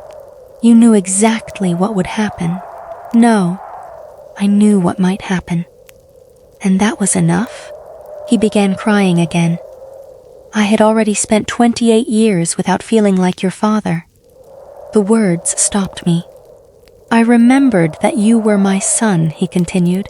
I knew I had fed you and clothed you. I knew I had watched you grow, but the part that made those facts mean anything was gone. His hand shook against the wheelchair. When you married Rachel, I felt something again. What? Relief. I stepped back. That was the first honest emotion my father had given me. Not love, not regret. Relief that the horror might choose someone else. A knock sounded from the office door. Both of us flinched. A nurse opened it and told me visiting hours would end soon. Thomas grabbed my sleeve. His grip was stronger than I expected. Don't let Rachel touch the seventh memory. What is it? You'll know when she asks for something you cannot explain. He reached into the pocket of his robe and removed a small brass key. A metal tag was attached. No. 7. Then he produced a cassette tape wrapped in a stained handkerchief. I kept this because I thought one day you might remember. What's on it? You? He pushed both objects into my hand. You recorded yourself the night Lillian returned. I was 8. You said things no child should have known. The nurse appeared again. Thomas pulled me closer. If Rachel asks whether memory makes a person human, do not answer. Why? Because she isn't asking for information. His eyes moved toward the hallway. She is asking permission to use yours. I left with the key and cassette in my coat pocket. Rain followed me all the way back to Cold Hollow. I called Walter twice. He did not answer. When I reached the house, his truck was gone. The front door stood open. I found Rachel sitting on the living room floor. The hunting rifle lay beside her. Where's Walter? He left. Why? He became afraid. What happened? I asked him whether he remembered pulling my car from the creek. He wasn't part of the recovery team. I know. She looked toward the basement. But someone inside him remembered. I did not ask what that meant. I called Walter again. No answer. Rachel looked at the cassette in my hand. What is that? Something my father kept. Is he alive? Yes, she tilted her head. For now. I carried an old tape player into the kitchen. The cassette label contained only a date. November 22, 1991. The night my mother returned. I inserted the tape and pressed play. Static filled the speaker. Then my father's younger voice said, "Tell me again what you saw." A child breathed close to the microphone. My voice, 8 years old. I saw Mom standing outside. What time? 2:17. How many times did she knock? 3. What did she say? She said she was cold. My father asked where I had seen her before opening the door. The child on the tape began crying. Under the water. You've never been under the water. Yes, I have. When? Before I was born. A long silence followed. My father asked what else I remembered. The child whispered, "There are 3 parts." What parts? The body, the remembering. The thing that hurts when someone leaves. The kitchen temperature began to fall. Rachel stood behind me. I could see her reflection in the dark window. On the tape, My father asked who had taught me those words. 8-year-old me answered. The woman inside the dry room. What woman? The one who wears faces before people are born. The tape distorted. Voices crowded beneath the static. A woman cried. A man counted backward. Water moved close to the microphone. Then the child spoke again. Mom isn't the first one. My father asked who was first. I heard 3 knocks inside the recording. The sound came from far away. Then 3 more came from our basement. Rachel took 1 step closer. On the cassette, 8-year-old me said, "She says I'll open another door when I'm older." The tape hissed. A second voice appeared. An adult woman, calm, close. Rachel's voice, recorded 28 years before she disappeared. "You opened it for me too." The lights went out. The tape continued turning. From the basement came the sound of a chain dragging slowly across concrete. Then my phone rang. The caller ID showed the nursing facility. When I answered, the receptionist was crying. She told me my father had disappeared from his locked room. The security camera showed Thomas standing from his wheelchair at exactly 2:17 p.m. He walked normally for the first time since his stroke. A wet woman waited for him at the end of the hallway. She looked like my mother. Thomas followed her toward a concrete wall. Neither of them came out the other side. Before the recording ended, he turned toward the camera and held up 7 fingers. Behind him, my mother smiled. A logging chain was still wrapped around her ankles. Part 5. There is no road out of Cold Hollow. I watched the security recording from the nursing facility 6 times. Each time, my father stood from his wheelchair at exactly 2:17 p.m. His damaged left arm straightened. His face became symmetrical. For 11 seconds, Thomas Mercer looked healthier than he had in 20 years. Then my mother appeared at the far end of the hallway. She wore the same pale dress from the photograph of my 8th birthday. Her hair was wet, and a logging chain trailed behind her bare feet. The chain should have made a sound. It did not. Residents and nurses passed the hallway entrance without turning their heads. One orderly walked directly between my father and the woman waiting for him, yet his body did not interrupt her image. She was either not physically there or not physically there for anyone except Thomas. My father followed her. As he approached the concrete wall, he turned toward the camera and raised 7 fingers. Then he and my mother walked through the wall. The recording continued for another 217 seconds. During that time, a dark stain spread across the concrete. It began at floor level and rose until it formed the outline of a door. When the stain disappeared, 7 wet footprints remained in the hallway. No prints led toward them. No prints continued beyond them. The facility staff searched every room, stairwells, and service corridor. They checked the roof. They checked the laundry carts and delivery trucks. My father was gone. I should have driven back to Charleston.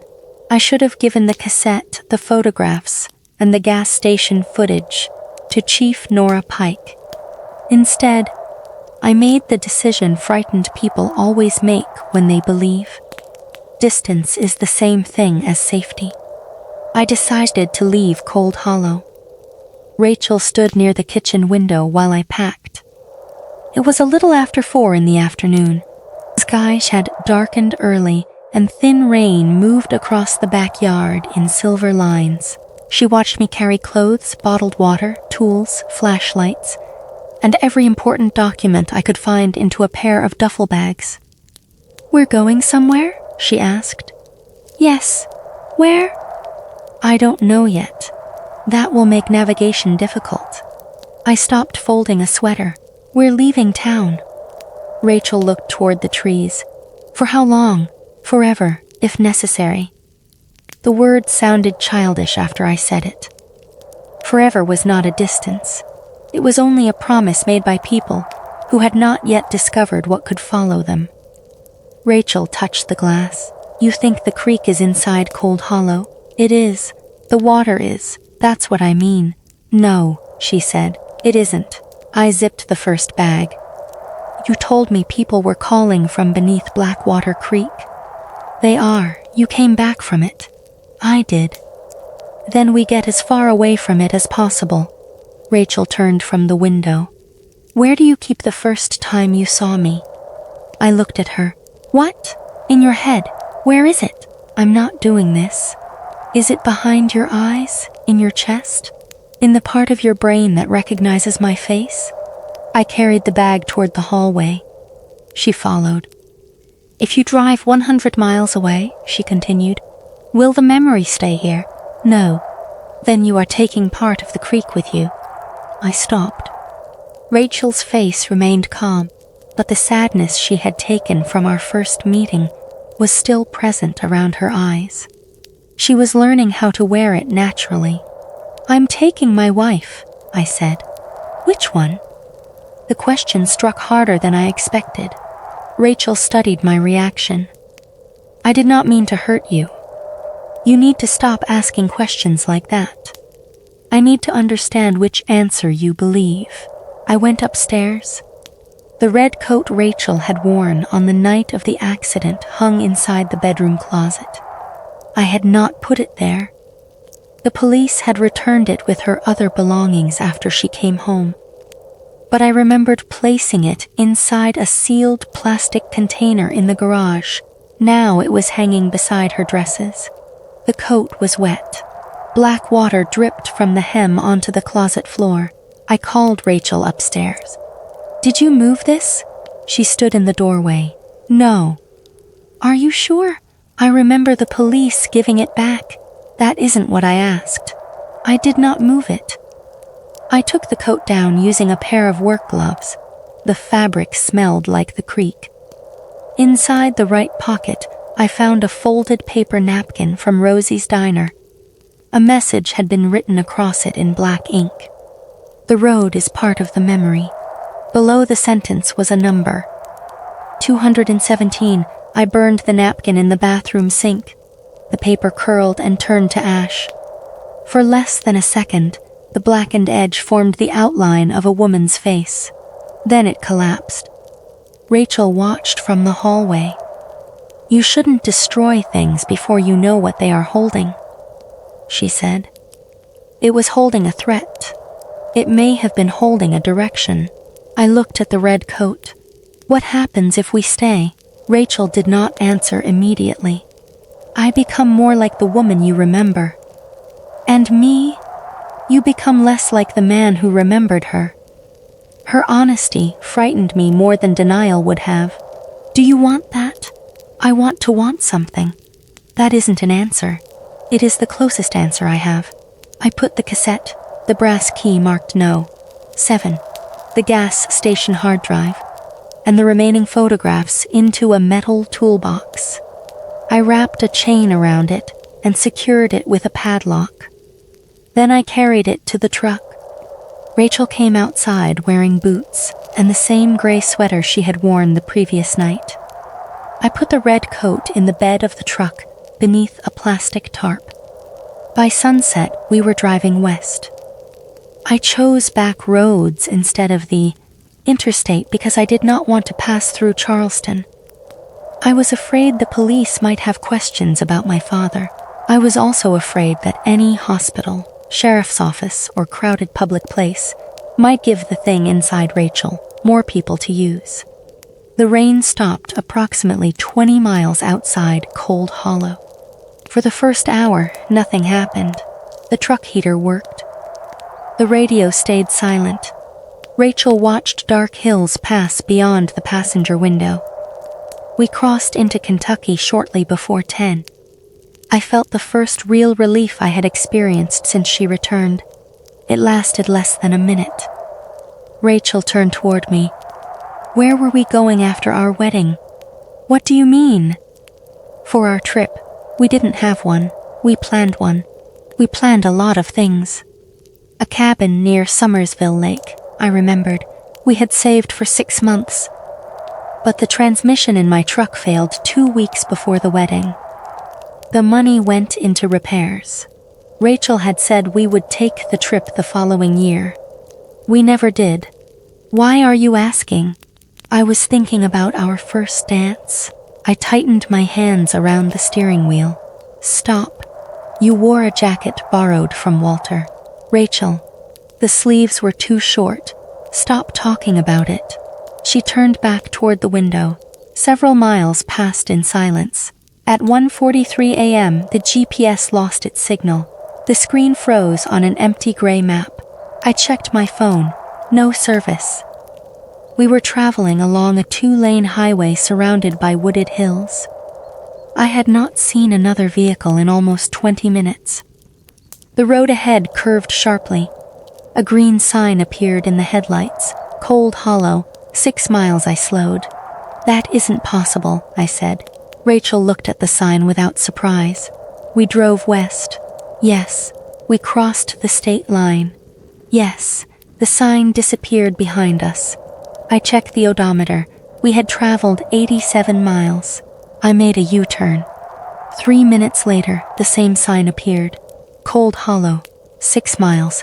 This time, Blackwater ran down its metal posts. I drove past without slowing. The forest thickened on both sides of the road. Pine branches reached over the asphalt, creating a tunnel. Do you recognize this road? Rachel asked. No. You do. I don't. You are afraid of the next bend. A damaged guardrail appeared ahead. It's County Road 16, the same section where Rachel's SUV had entered Blackwater Creek. I slammed the brakes. The truck stopped less than 20 feet from the broken metal barrier. There was no creek below us. Beyond the guardrail was only darkness, not a valley, not trees, a flat absence that swallowed the headlights. I reversed. The tires spun on wet pavement. The truck moved backward several yards before the engine stalled. The dashboard clock changed to 2:17. The heater shut off. Cold air poured from the vents. The temperature display fell rapidly. 52, 46, 41, 39.2. Black water began dripping through the ventilation grills. Rachel inhaled. Her fingers curled against her knees. What is it? I asked. I can feel the cold. The statement should have sounded hopeful. Instead, it filled me with dread. How? She looked at me. I think you are remembering enough for both of us. The radio turned on.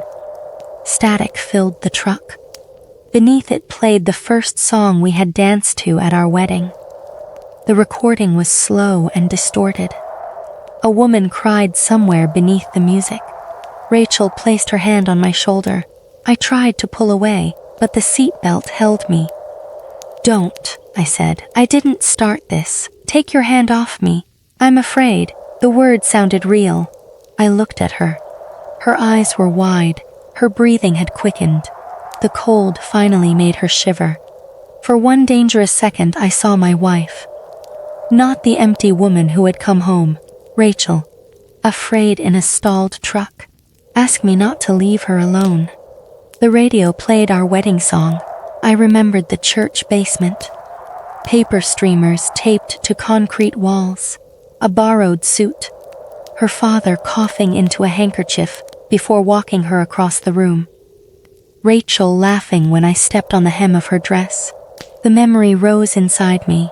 Her fingers tightened. No, I whispered.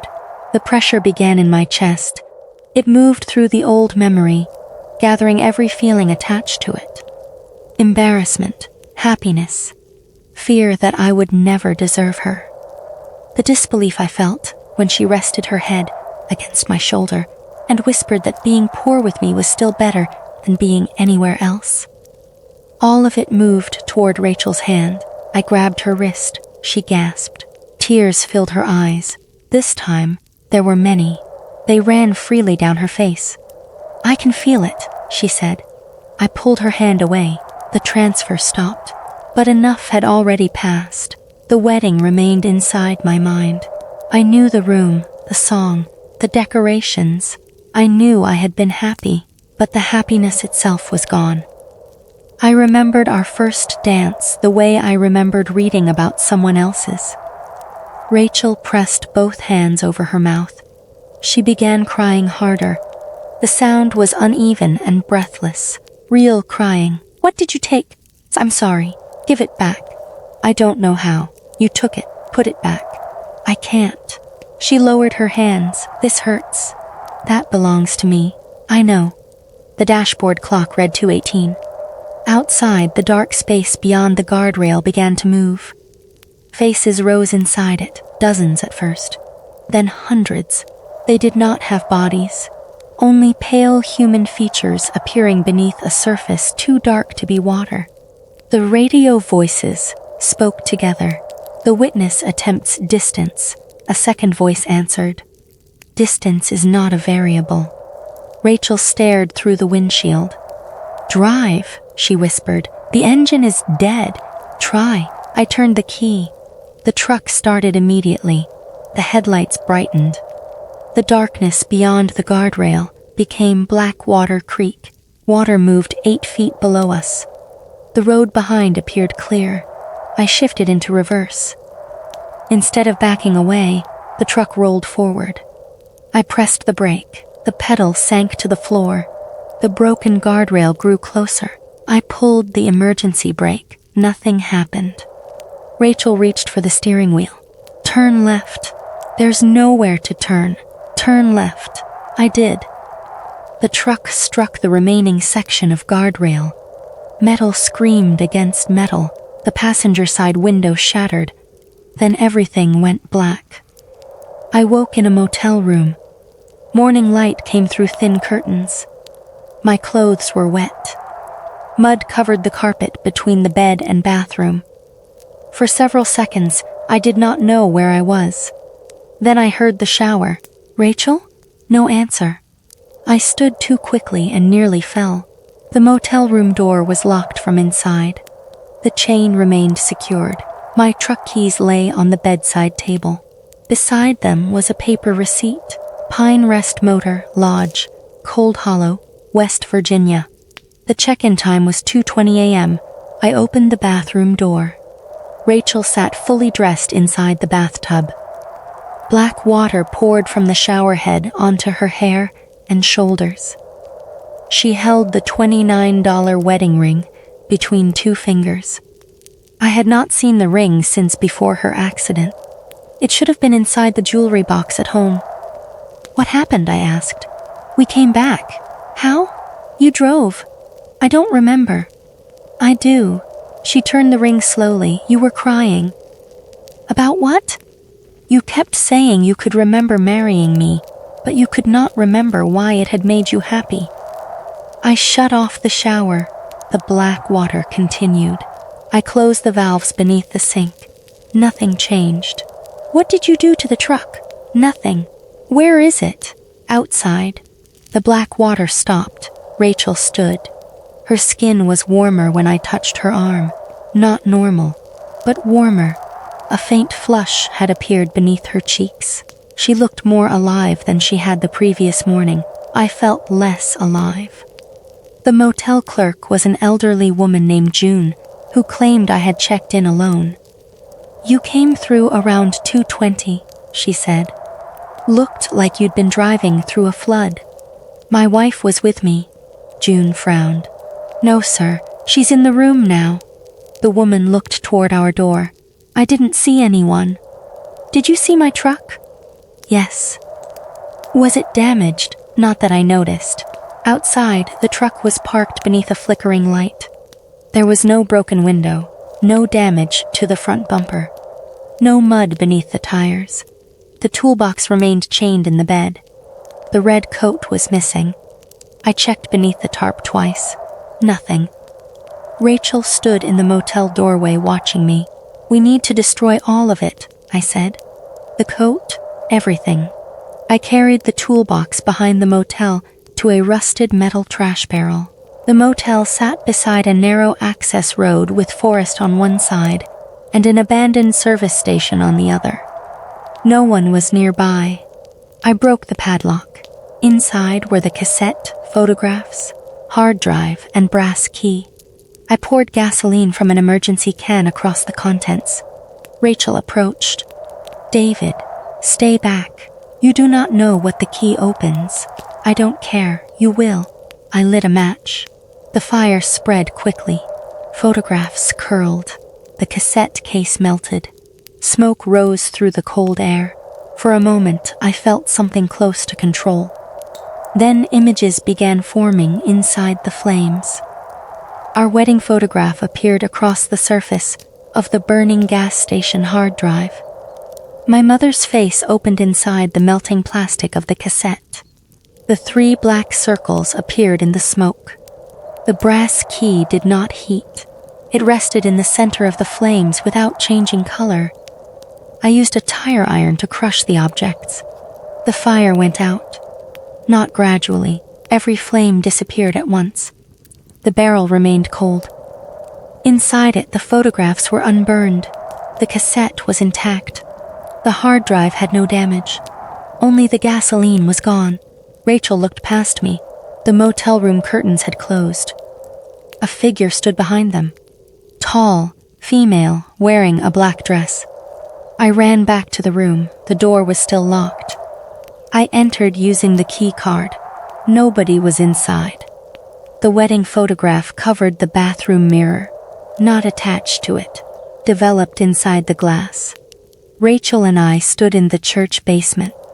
Behind us were 7 figures dressed in wet mining clothes. A child stood beside Rachel. He held her hand. His face had been scratched away. My phone vibrated. It was disconnected from service, but the screen lit. A photograph appeared. Rachel's red coat lay folded on our bed at home. Beneath it was a message. "You cannot burn what has already been remembered." Rachel entered behind me. Her reflection did not appear in the bathroom mirror. Instead, the woman in the black dress stood where Rachel should have been. I turned.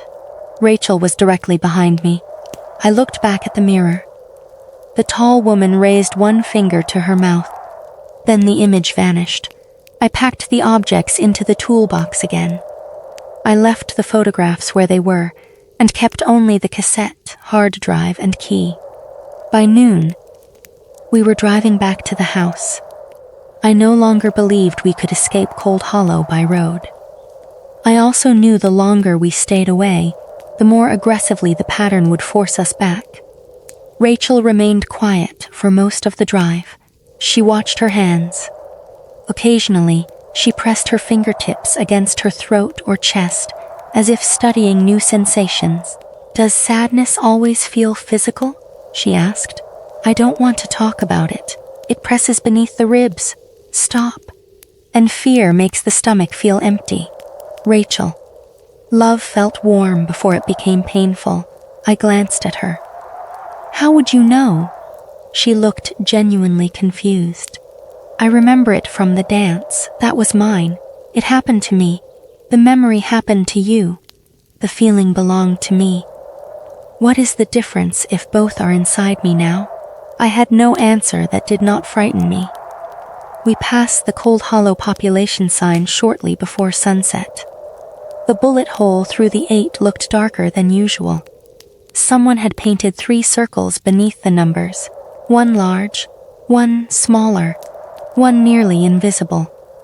Rachel touched the window. "I remember you hiding in a coal shed," she said. I looked at her. "What? You were 8. The truck drifted toward the shoulder. I corrected it. "You have never heard that story. You were wearing the green coat." My mouth went dry.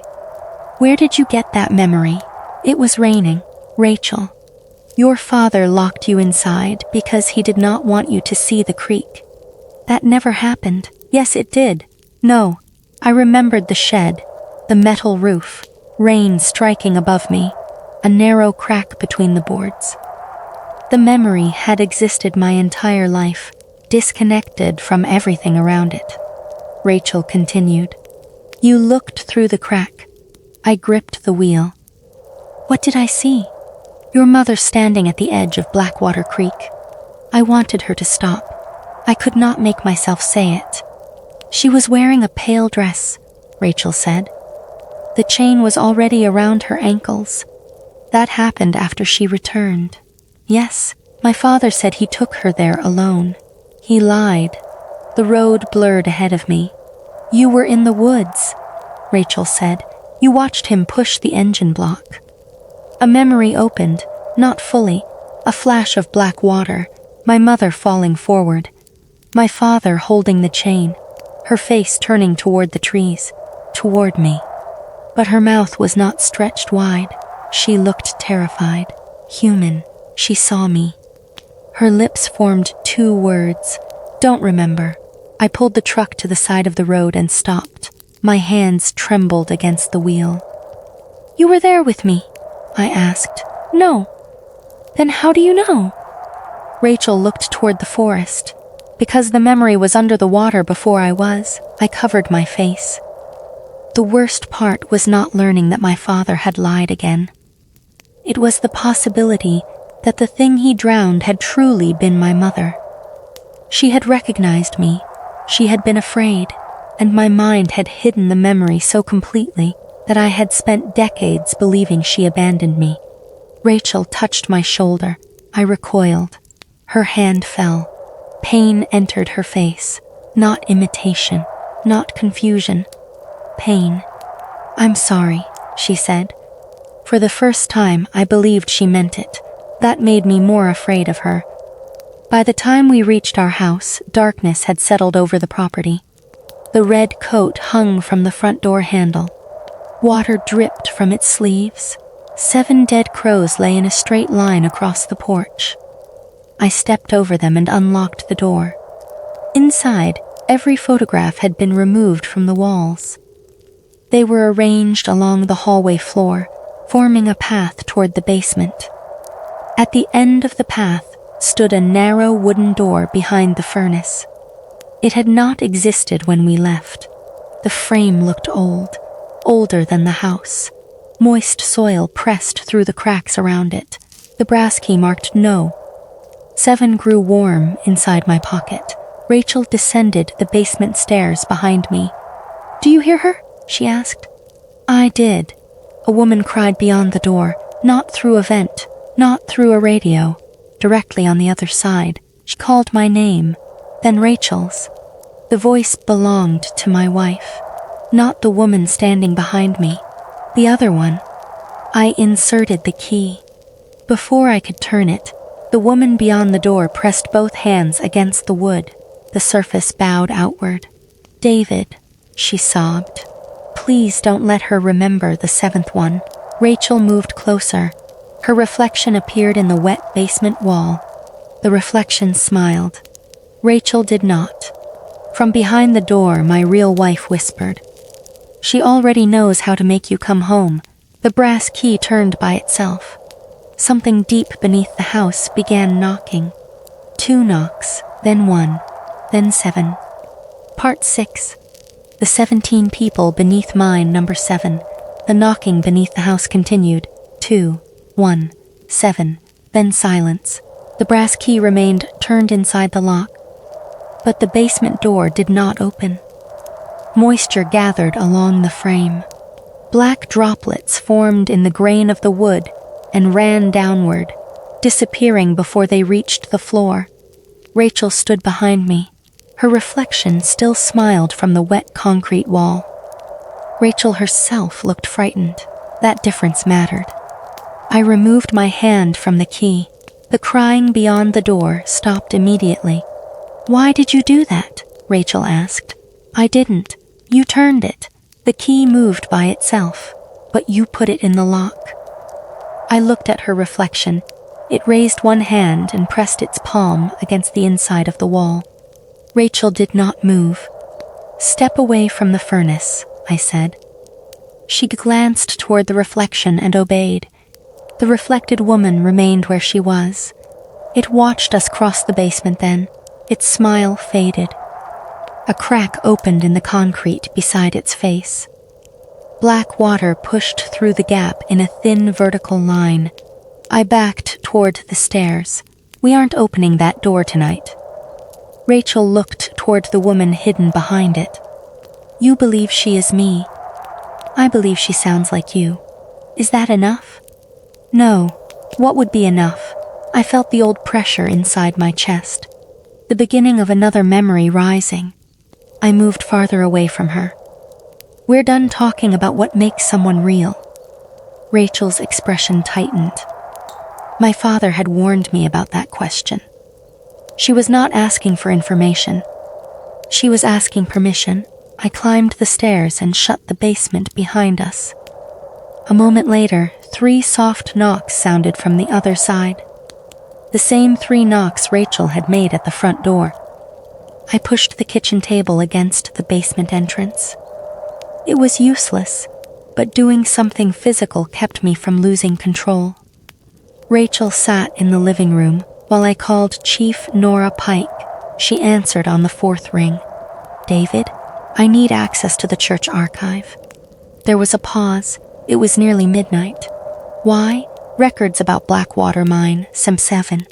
Another pause. Longer this time. Who told you that name? My father. Thomas is missing, I know. The state police are looking for him. They won't find him. Nora lowered her voice. Are you safe? I looked toward Rachel. She was studying her own hands. No. Is Rachel with you? Yes. Has she hurt you? I thought of Rosie's diner, our first dance. 2 memories that still existed without belonging to me. Not intentionally. That isn't reassuring. I need the mine records. The county archive has mining records, not these. How do you know? Because my mother found them before she disappeared. The line became quiet. When Nora spoke again, her tone had changed. Meet me at the church at 8 tomorrow morning. You know something. I know your family has been asking people to forget things for a long time. She ended the call. I did not sleep. At 2:17 a.m., the kitchen faucet released black water. The basement door began vibrating behind the table. Rachel stood at the living room window, listening to the voices in the trees. This time, she did not go outside. At 2:20 and 37 seconds, everything stopped. Then Rachel whispered, They know you are going to read it. Read what? The part your family removed. Cold Hollow Baptist Church stood near the center of town, between the high school and an abandoned pharmacy. The building had been rebuilt twice after fires. The current sanctuary dated from 1958, but the basement was older. Its foundation stones had been taken from several demolished structures, including the original church and the administrative building at Blackwater Mine No. 7. Nora waited beside a side entrance. She wore her uniform and carried a ring of keys. Her eyes stayed on Rachel as we approached. You didn't tell me she was coming. She wouldn't stay home. I asked whether she was dangerous. I haven't decided. Rachel looked at Nora. Neither have I. Nora unlocked the door. The church basement smelled like paper, damp wood, and furnace oil. Metal shelves covered the walls. Boxes were labeled with family names. Baptism dates, property transfers, funeral records, and missionary accounts. Why does the church have mining files? I asked. Because Cold Hollow Mining donated the original town records after the company dissolved. That isn't the real reason. Nora looked at me. No, she led us into a smaller room behind the furnace. An iron cabinet stood against the far wall. Its door had no handle, only a narrow keyhole. I removed the brass key marked No. 7 from my pocket. Nora's face tightened. Where did you get that? My father. There were supposed to be 3. 3 keys, one kept by the Mercer family, one by the Hale family, one by the church. Where is the church key? Missing since 1991. The year my mother disappeared, I inserted the brass key. It turned easily. Inside the cabinet were 7 ledgers, a stack of wax cylinder recordings, 2 leather folders, a family Bible, and a metal box stamped with the name. Dr. Miriam Wren Rachel took 1 step forward. The electric lights flickered. "Don't touch anything," I said. "I remember that name." "From where?" "The voices say it when they count." Nora removed the first ledger. The cover read, "Blackwater Mine No. 7, Incidents and Losses 1934. The official history of Mine No. 7 was simple. A partial collapse had occurred on November 7th, 1934. 17 workers were listed as dead. The mine closed for 6 months and later reopened under a different company. Cold Hollow treated the event as another mining tragedy in a region full of them. The ledger told a different story. At 11:42 p.m., workers in an unauthorized lower tunnel broke through a limestone wall. Water entered the passage. Not a flood at first, a narrow stream. The foreman reported that the water was black and warm despite the winter temperature. Men who touched it heard voices. At 12:06 a.m., the mine telephone began ringing. The line was not connected to the lower tunnel. When the surface operator answered, he heard his dead brother reciting a private conversation from childhood. At 12:31, workers throughout the mine began reporting memories that did not belong to them. One man remembered the birth of another worker's daughter. Another remembered a funeral that had not yet happened. At 12:54, the lower tunnel collapsed. 17 people were trapped beyond the fall, 16 miners, and 1 woman. Her name was Evelyn Cross. She was 7 months pregnant. Evelyn had entered the mine looking for her husband after hearing that the lower crew was in danger. Her name had been removed from the official casualty list. I remembered the woman crying through our radio. The woman Rachel had identified as Evelyn. She is asking where her baby went. The trapped workers were still alive after the collapse. The ledger included telephone transcripts. At 1:08 a.m., they requested tools and timber. At 1:22, they reported that the black water had risen to their knees. At 1:41, Evelyn Cross said the water was repeating the voices of people standing on the surface. At 1:53, the trapped foreman claimed the tunnel behind them had expanded. He said they had entered a dry chamber larger than the mine. No such chamber appeared on any map. At 2:03, the mine superintendent ordered all rescue preparations stop. The order had been signed by Nathan Mercer, my great-grandfather. Beside his signature was another, Reverend Enoch Hale, Rachel's great-grandfather. Why was a minister giving orders at a mine? I asked. Nora opened the family Bible. Enoch Hale had not only been the church minister, he had served as mine physician before becoming a pastor. Nathan Mercer owned the company. Enoch Hale managed worker health, deaths, and burial records. Together, they controlled what Cold Hollow knew about the mine. At 2:11 a.m., Nathan Mercer wrote that opening the lower tunnel risked flooding the entire eastern valley. That was the explanation entered into the official report. But beneath it, in different ink, someone had added, "Flood estimate unsupported." Primary concern appears to be exposure of unregistered extraction tunnels and fatalities. The company had been mining beyond its legal boundary. A rescue operation would have exposed years of fraud. It might also have destroyed the Mercer family financially. At 2:15, trapped miners could still be heard striking the tunnel wall. At 2:16, Evelyn Cross spoke through the telephone. The transcript recorded her final clear words. "It knows our names now." At 2:17 a.m., Nathan Mercer and Enoch Hale ordered the drainage tunnel sealed. Not temporarily, permanently. Explosives collapsed the only accessible route. 17 living people were buried behind stone and water for exactly 217 seconds after the blast. Every telephone in Cold Hollow rang, home phones, mine lines, the church office, the sheriff's desk. People answering those calls heard dead relatives, unborn children, and their own voices speaking from different ages. At 2:20 and 37 seconds, the calls stopped. No rescue was attempted. The 17 deaths were recorded as instantaneous casualties from the original collapse. Evelyn Cross was never listed. Her husband's death certificate stated that he had no surviving spouse. Rachel sat beside me. Her face had gone pale. Enoch Hale knew she was alive, she said. Yes. He was a doctor. Yes. He sealed her in anyway. Nora opened the second ledger.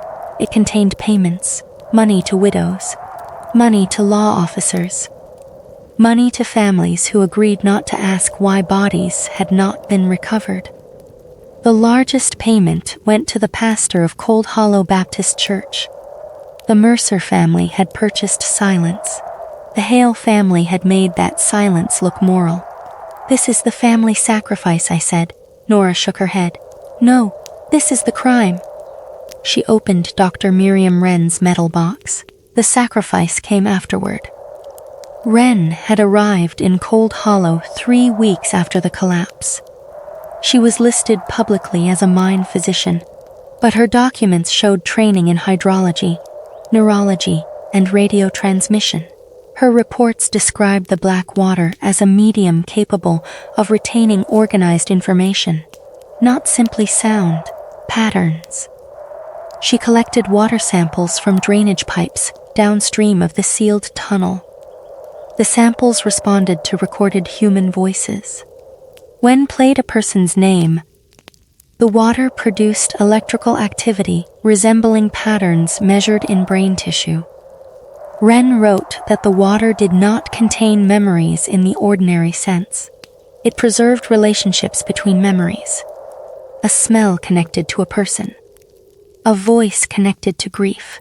A face connected to love. The more emotionally significant the bond, the more stable the pattern became. Rachel read over my shoulder. Wren's notes contained an equation, H bung B conc M conc A. She defined the terms beneath it. H, human continuity. B, biological form. M, memory pattern. A, affect and attachment. The Blackwater could preserve biological form. It could reproduce memory patterns. It could not generate affect. Emotion had to come from somewhere else. Wren called it a conservation problem. A returned person could not become emotionally complete unless an equivalent emotional pattern was transferred from a living witness. Nora pointed to a later note. No restoration observed without intimate attachment. Blood relation effective. Marital attachment stronger. Parental bond strongest but unstable. What does unstable mean? I asked. Rachel answered before Nora could. It makes new things. I looked at her. How do you know? She stared at the equation. I don't know. The next folder explained the sacrifice. After the mine collapse, voices continued appearing through telephones and radios. Several families reported seeing missing miners near Blackwater Creek. The figures knew private family details, but showed no emotion. Nathan Mercer and Enoch Hale approached Wren for help.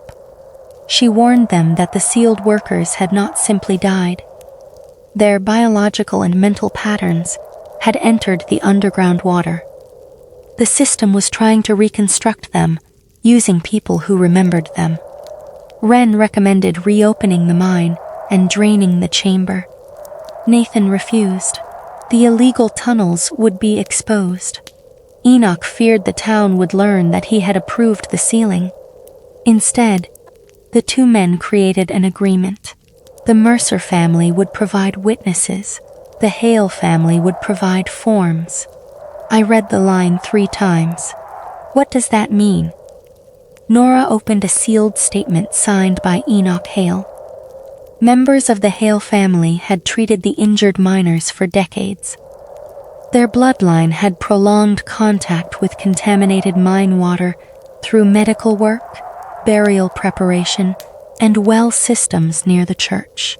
According to Enoch, the water reproduced Hale bodies more easily. The Mercer family controlled the land, mine entrances, and financial records. Their descendants would remain near the site and serve as emotionally connected witnesses when returns occurred. 2 bloodlines, 1 bond, 7 anchor memories. The family's reduced Wren's equation to a ritualized pattern. 217. The time 217 was not chosen. It marked the moment the tunnel was sealed. The 217 seconds represented the first complete period, in which the underground system transmitted human patterns through the town. Every return afterward followed that interval. Why would our families agree to this? I asked. To keep the system contained, Nora said. No, I pushed the ledger away. They agreed because exposing it would expose what they did. That was the truth. The family agreement was not an act of protection. It was an extension of the original crime. The Mercer and Hale families allowed certain descendants to be taken, copied, or emptied so the water would remain focused on a limited set of bloodlines. They called it containment. It was sacrifice disguised as responsibility. My mother had discovered the records. Rachel's father had known enough to fear them. And my father had known exactly what our marriage could do. We found Samuel Hale's name in a file dated 1988. Rachel leaned closer. Her father had signed a statement confirming that he had moved his daughter away from property connected to Blackwater Creek. He wrote, "Rachel must never marry into the Mercer line." The pattern has remained incomplete for 54 years. A Mercer-Hale marriage would provide both structure and witness. The next page contained a handwritten note from Thomas. David has met the Hale girl at Rosie's. Dated 3 weeks after our first conversation, my father had been watching. I felt sick. He knew from the beginning, I said. Rachel touched the edge of the page. He knew before we did. Samuel Hale had confronted Thomas. Several letters documented the argument. Samuel wanted to tell us everything. Thomas insisted that frightening us would strengthen our attachment and make the pattern more stable. He argued that young people separated by their families often became more determined to remain together. Samuel died before deciding what to do. His official cause of death was lung disease. Wren's files contained a different note. Samuel Hale exposed to concentrated reservoir sample. Pulmonary mineralization accelerated. Someone had poisoned him with the black water. Rachel stared at the sentence. Her breathing changed. She pressed one hand against the table. My father knew. Yes, he tried to protect me, yes, and someone killed him. I did not say my father's name. I did not need to. A tear formed in Rachel's eye, then another. Her grief felt real. I wondered whose grief it had been first. Rachel looked at me. Do you feel sorry for me? The question carried danger. I stepped away. I know I should, but do you? I searched inside myself. I remembered Samuel Hale coughing through our wedding ceremony. I remembered Rachel sitting beside his hospital bed. I remembered holding her after he died. The facts were there. The feeling was weak, not gone, but diminished. Rachel saw the answer before I gave it. You are losing me from both directions, she said. What does that mean? You lose what you felt for me. Then you lose what you felt because I felt it. She closed the file. If this continues, you will remember my pain without caring that it hurt. I hated how calmly she said it. Nora opened a property ledger. The 6 acres where Rachel and I had built our house appeared under an old parcel number. The land had belonged to Mercer Coal Holdings since 1936.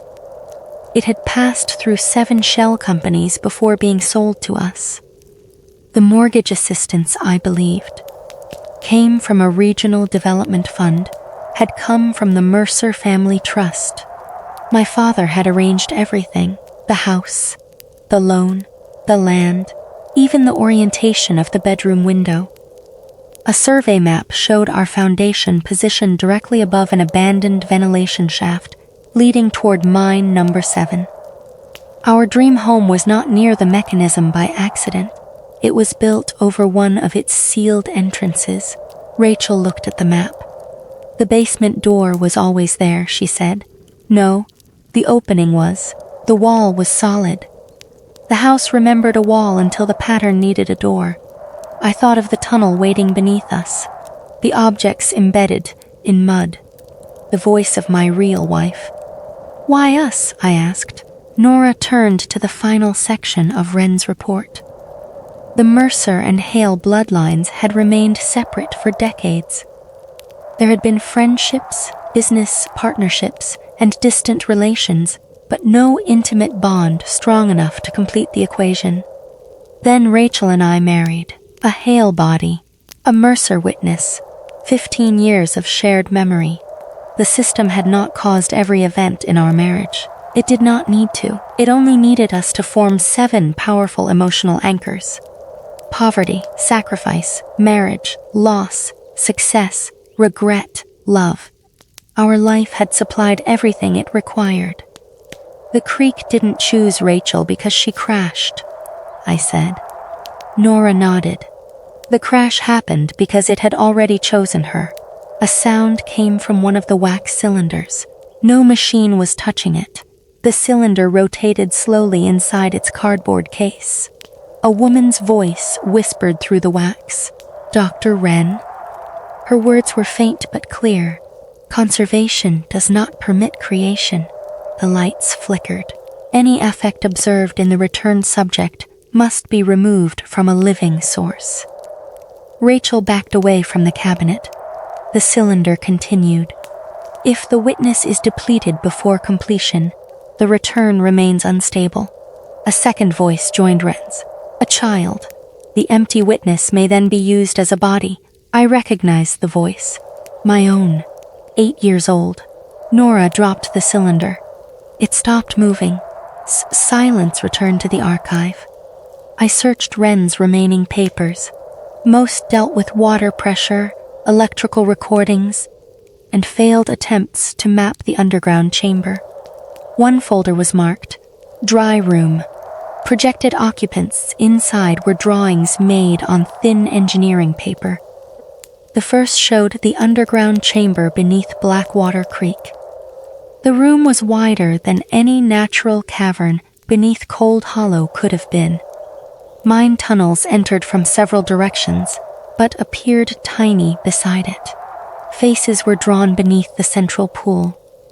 The second drawing showed 3 human figures, one beneath the water, one standing beside it, one approaching through a tunnel. Their faces were blank. The third drawing was dated February 3rd, 1935, 48 years before I was born. It showed a small boy standing inside the dry room. He wore a green coat with a torn sleeve. The same coat from the security footage. The same coat I had worn when I watched my father drown my mother. 3 circles were drawn above him. 2, 1, 7. An arrow pointed from the boy toward a woman whose face had not yet been drawn. Beneath the child, Wren had written a name, David Mercer, below it. Future witness. My legs weakened. Nora caught my arm before I fell. "That isn't possible," she said. Rachel remained across the room. Her face had become completely still. "How did she know my name?" I asked. Neither woman answered. I turned the paper over. A second message covered the back. The handwriting was not Wren's. It was mine. Adult handwriting. The same handwriting I used in my workshop ledgers. The creek does not predict people. It keeps changing the family until the correct person is born. At the bottom of the page was a final sentence. The ink was still wet. David has now learned why the house was built. Every telephone in the church began ringing. The old office line, Nora's cell phone, mine, even a disconnected phone stored in a cardboard box. They all rang twice, stopped once, then rang 7 more times. Rachel looked toward the floor. "The door at home is open," she said. My phone answered itself. Through the speaker came the sound of wet earth collapsing. Then the voice of my real wife whispered, "David, something came through before you found the truth." Behind her, a child laughed. He sounded 8 years old. He sounded exactly like me. Part 7. The dry room beneath the water. We left the church archive without closing the cabinet. Every telephone continued ringing as we climbed the basement stairs. 2 rings. 1 pause. 7 rings. The pattern followed us into the sanctuary. The church's old wall phone rang beside the entrance. Nora's radio produced the same sound through its speaker, even though nobody was transmitting. My disconnected phone vibrated inside my pocket. Rachel walked several feet ahead of us. She moved quickly, but not with panic. She looked like someone following instructions, only she could hear. "What came through the door?" I asked. She did not turn. "I don't know." "You heard the child?" "Yes." "It sounded like me." "Yes." "That isn't enough of an answer." Rachel stopped beside the church doors. Rain darkened the stained glass windows. "The people underneath do not have complete voices," she said. "They use whatever a person recognizes. So it may not have been a child. It wanted you to think it was. Why? Because you would come home faster." Nora unlocked the doors. Cold air entered the sanctuary. Outside, the rain had become heavy enough to blur the buildings across the street. "Both of you stay here," Nora said. "I'll call the state police. The phones are answering themselves. I have a radio in the cruiser." It was ringing too. She looked toward the altar as another telephone began ringing somewhere beneath us.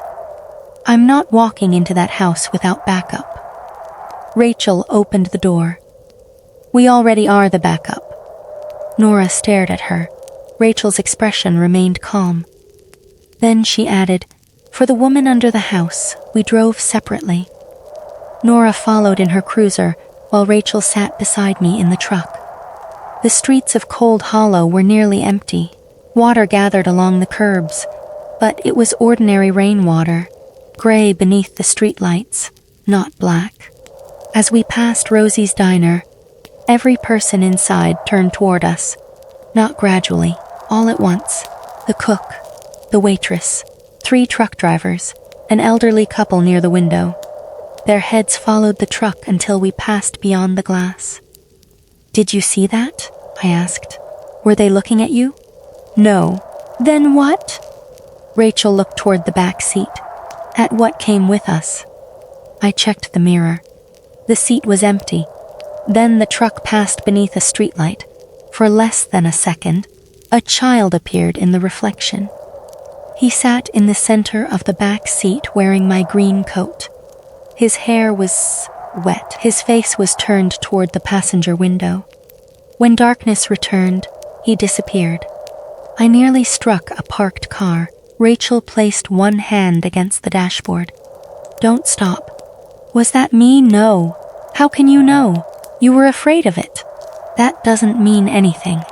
It means your body did not recognize it as itself." I looked into the mirror again. Nothing was there. "Then what is it?" "A memory waiting for a body." The sentence stayed with me for the rest of the drive. When we reached our property, the front door was wide open. The porch light flickered above the 7 dead crows. The red coat still hung from the handle, but it had changed. It was smaller, a child's coat now, green, the same torn sleeve I remembered from 1991. Nora stopped beside me.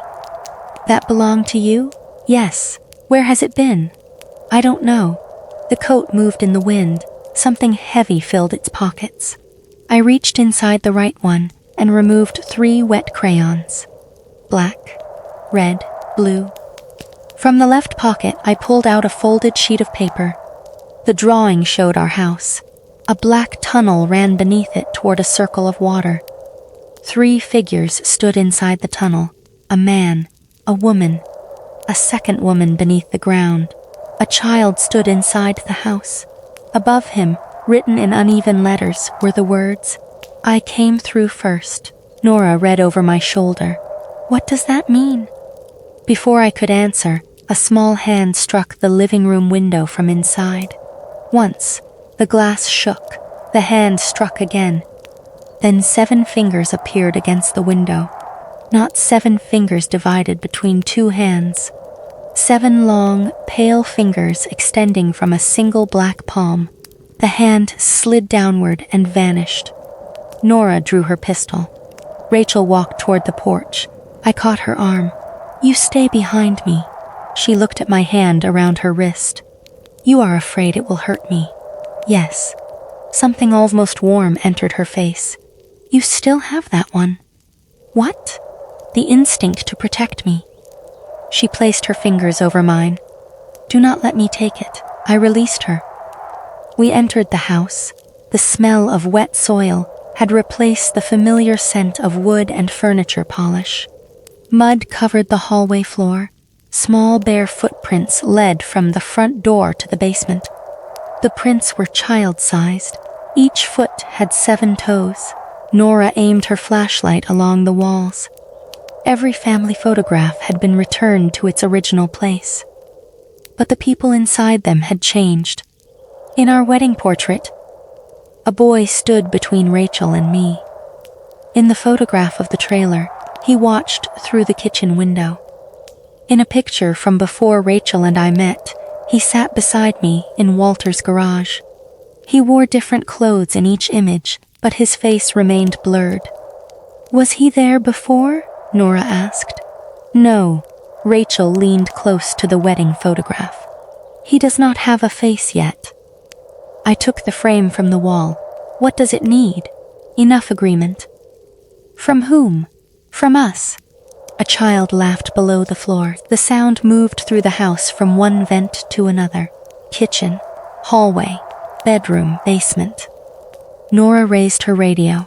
Unit 1 requesting immediate assistance at the Mercer residence. Only static answered. Then my childhood voice spoke through the speaker.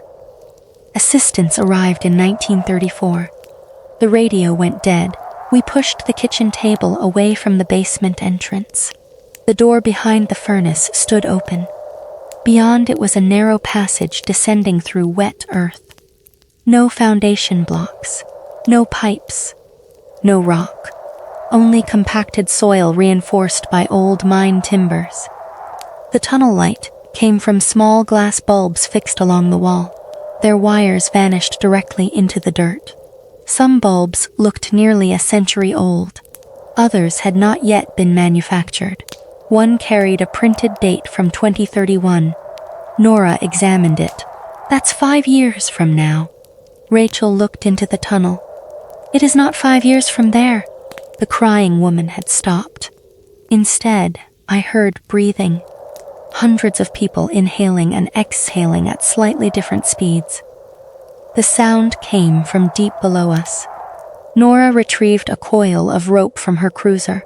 She tied one end around the basement support column and clipped the other to her belt. "If we lose visibility, follow the rope." Rachel touched it. The tunnel does not respect straight lines. It's still better than nothing. She handed me a second flashlight. We entered in single file. I went first. Rachel followed. Nora came last.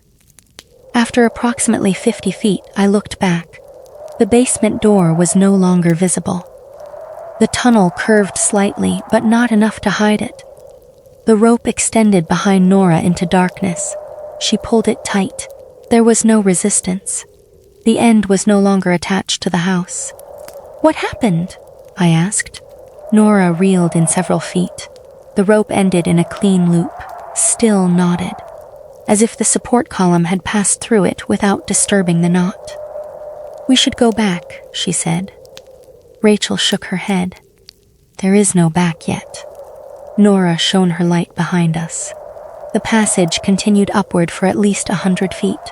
No door, no basement, only earth. I checked my watch. 2:06 p.m. The second hand moved normally. We continued. The tunnel should have reached Blackwater Creek within 10 minutes. We walked for almost an hour. The ground remained nearly level. My legs grew tired, but the air did not change. There was no sense of depth or pressure. Every few hundred feet, personal objects appeared inside the walls, not buried beside the passage. Embedded in the soil, as though the tunnel had grown around them. A child's wooden horse, a miner's helmet, a wedding ring attached to a finger bone, a plastic hospital bracelet dated 1976, a pager, a driver's license belonging to a woman who disappeared in 1952, a digital camera with water trapped behind its screen. Nora photographed each object. When she checked the images, the objects did not appear. The walls looked empty. The tunnel remembered them only while we were present. Farther in, the objects became more personal. I saw my mother's hairbrush, my father's silver cigarette lighter, the necklace Rachel had sold to repair my truck. I stopped. The necklace hung from a tree root above my head. The small blue stone had been cracked when Rachel was a child. I recognized the damage. "That was sold in Beckley," I said. "Yes," Rachel replied. "How did it get here?" It was never the object that mattered. She reached toward it. I caught her hand. Her fingers stopped less than an inch from the pendant. "What happens if you touch it?" "I remember selling it." "You already remember." "I remember the event." Her eyes moved toward mine. "I do not remember the loss." I removed the necklace from the root using my sleeve. The instant it came free, the tunnel filled with the smell of our trailer. Cold metal, coffee, wet clothes drying near the furnace. Rachel gasped. A memory struck me. She stood in the pawn shop holding the necklace. I was outside in the truck, ashamed to go in with her. She returned with the money and lied about what she had received for it, so I would not feel guilty. The feeling inside that memory began pulling toward Rachel. I dropped the necklace. It disappeared into the mud before touching the ground. Rachel pressed her fist against her chest. "You stopped it." "Yes, I almost felt sacrifice." "You already sacrificed it." "No." Her voice weakened. "She did." The distinction silenced us. The Rachel walking beside me remembered giving up the necklace. The woman beneath the creek had experienced the loss. The one standing in the tunnel wanted to inherit what that loss had meant. We continued. The child's footprints appeared again. They crossed the tunnel wall, not along the floor, across the vertical dirt, as if gravity had turned sideways for him. 7-toed marks climbed toward the ceiling and disappeared into solid earth. A few minutes later, we heard a door close somewhere ahead. The passage opened into a small room. It resembled the coal shed from my childhood. Corrugated metal roof, broken boards, rain striking overhead despite the fact that we were underground. My green coat hung from a nail. A narrow crack showed Blackwater Creek beyond the wall. My father stood near the bank with the engine block. My mother wore the chain around her ankles. The scene repeated the memory I had recovered on the drive home, but the people outside did not move. They waited like figures inside a paused film. "Is this a room?" Nora asked. It was. I approached the crack. 8-year-old me stood outside the shed, watching through the same opening from the other side. Two versions of the same child looked at one another. I raised my hand. The boy mirrored me, then he smiled. I did not. His mouth opened. "You remember this wrong," he said. My father moved. He pushed the engine block. My mother fell into the creek. The child across from me did not watch her. He watched the black water spreading around her body. When the water reached the bank, he knelt and placed both hands inside it. My father never saw him. The child lifted his wet fingers to his chest. 7 black marks appeared across his shirt. "What is this?" I whispered. The boy answered. "The first measurement." The room vanished. We stood in the tunnel again. Nora had one hand against the wall, breathing hard. Rachel looked at me. "You touched the water as a child." "No, you saw yourself. That wasn't memory. It was stored." "That does not make it true. Does truth require you to remember it?" I refused to answer. The tunnel widened. The mine timbers changed into objects taken from houses. Door frames, bedposts, church pews, cabinet doors, pieces of kitchen tables, structures built from the homes of people who had disappeared. I saw the front step from my childhood house, a section of wallpaper from our trailer, part of the wooden railing I had installed in Rachel's dream home. The passage was constructing itself from remembered places. Then I noticed objects that should not have existed yet.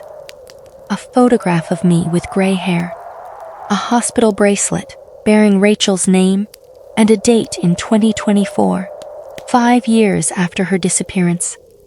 A child's backpack embroidered with the name Eli Mercer. Inside one pocket was a family photograph. Rachel stood beside a man who looked exactly like me. Between them was the blurred boy from our wedding portrait.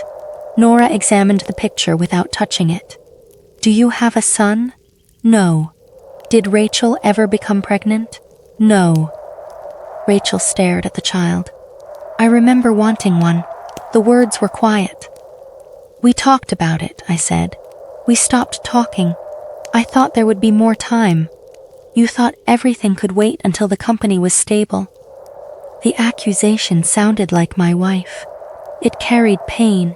I could not tell whether the pain belonged to Rachel, to me, or to the thing learning between us. The child's face in the photograph became slightly clearer. He had my eyes. "Stop," I said. Rachel turned it away. The image blurred again. "Enough agreement." That was what she had said. The system could build something, if both of us accepted the memory as possible. The child was not haunting us from the past. It was trying to become real from a future we had once imagined. We reached the dry room at 2:16. My watch showed that we had walked for 70 minutes. By distance, we should have been miles beyond Cold Hollow. The tunnel opened without warning into an enormous chamber. The ceiling appeared 10 feet above us near the entrance. Farther in, it rose beyond the reach of our lights. Old mine supports crossed overhead, but they did not touch anything. Drops of black water hung motionless in the air. They reflected faces instead of light. The chamber was silent except for our footsteps. Each step echoed before my foot touched the ground. At the center lay a circular pool approximately 30 feet across. Its surface was completely still. I knew we were beneath Blackwater Creek. I also knew the creek above us was less than 40 feet wide. But through the black water, I saw a space extending farther than our flashlights could reach. Faces moved below. Dozens. Then hundreds. Miners, children, old women, people in clothing from different decades. Some looked upward. Others seemed to be watching events taking place far below them. Rachel approached the edge. A woman rose beneath the surface. Her face was pale and exhausted. Her hair floated around her. She wore the red dress from our anniversary night. My wife, not the woman beside me. The woman who had driven away angry and hurt. The woman who had entered the creek. Her palms struck the underside of the water. The surface did not move. "David." Her voice came from every wall. Returned. Rachel froze. The woman below stared at her own living body. For a moment, both Rachels looked equally afraid. I knelt beside the pool. "Is it really you?" The woman beneath the water began crying. "I remember asking the same question about you." "What happened?" I followed the woman from the road. "I know." "She used your voice." "I know." The bottom opened. Her words arrived in fragments, as if something kept interrupting the connection. "I was still alive when it copied me," returned Rachel, stepped closer. "Copied what?" The real Rachel looked at her. Everything it could read. "My memories?" "Our memories? Are you inside me?" "No," returned Rachel, recoiled slightly. The real Rachel pressed both hands against the invisible barrier. "You have my body because it remembered my body. You have my past because the water heard me think, but I stayed here. What are you?" The woman beneath the surface closed her eyes. "I don't know anymore." A second face rose beside hers. "My mother." Lillian Mercer looked older than she had when she disappeared. Gray threaded through her hair. Lines marked her face. She had continued experiencing time beneath the creek. "Davy," she whispered. I moved closer. "Dad said he drowned the woman who came home." "He did. Was it you?" "No." The answer released something in me I had not realized I was holding. Then she added, "But she was becoming me." My relief collapsed. She felt fear. "Yes." She begged him. "Yes." Was she alive? My mother looked toward, returned Rachel. The longer they remain outside, the less useful that question becomes. Nora stood several feet behind us, staring at the faces beneath the pool. "Are all missing people here?" "Not all," Lillian said. "Only the part that could not return. Can we release you?" The faces beneath the water shifted. A sound moved through them like wind across grass. "No," my mother answered. "Why not?" "Because this is not a prison built around us." She looked into the darkness beneath her. "We are part of what built it." A child laughed somewhere in the chamber. I turned. Drawings covered the far wall. Hundreds of them. Crayon pictures, pencil sketches, engineering plans, photographs printed on materials I did not recognize. Every image showed some version of my life. My childhood home, Rosie's diner, the trailer, our wedding. Mercer Woodworks, the house above the creek. Some pictures showed events exactly as they happened. Others showed variations. Rachel dying in the SUV, me entering the creek after her, my father opening our door instead of me, a daughter standing between Rachel and me, a son, twins, a family of people with our faces but no eyes. At the center were 3 drawings made in my childhood handwriting. The first showed the dry room. The second showed adult Rachel standing outside my future house. The third showed an older version of me behind an apartment door. Rachel stood outside with a boy. The boy called me Dad. I recognized the scene from the photograph found in the tunnel. Beside the drawings lay a small cassette recorder. I pressed play. 8-year-old me spoke. I dreamed about the woman I'm going to marry. My father's voice asked what she looked like. "She has dark hair." "What is her name?" "Rachel." "Do you know a Rachel?" "No." The recording was dated 1991. Rachel had lived in Cold Hollow, but we had never met. She was 8 years old too. The child on the tape continued. "She comes out of the water after I don't come home." My father asked who showed me. "The room." "What room?" "The room that keeps trying families." The recording ended. My mother looked at me from beneath the pool. "It has known you since childhood because it was not waiting for you to grow up." What was it doing? Changing things around you. My father's drinking, my mother's return, Rachel's father's death, our meeting at Rosie's, the property trust, the house. Not every detail had been controlled. It had not needed complete control, only enough pressure to make one of its stored possibilities become real. "It didn't predict me," I said. No, my mother replied. It produced the conditions for me. Yes, returned Rachel, walked toward the wall of drawings. She touched the picture of the child between us. The blurred face became clear. He looked 8 years old. He had my eyes and Rachel's mouth.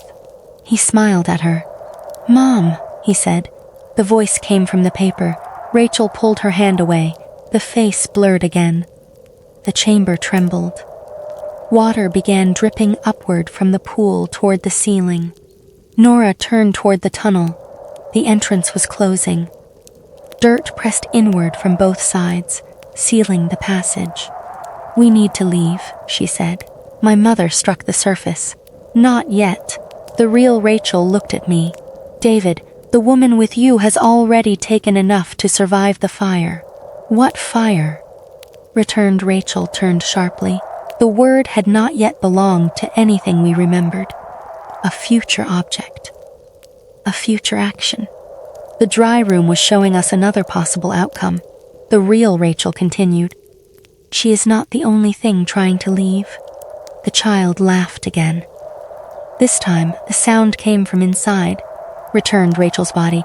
She placed one hand against her stomach. Her face changed. Not pain, recognition.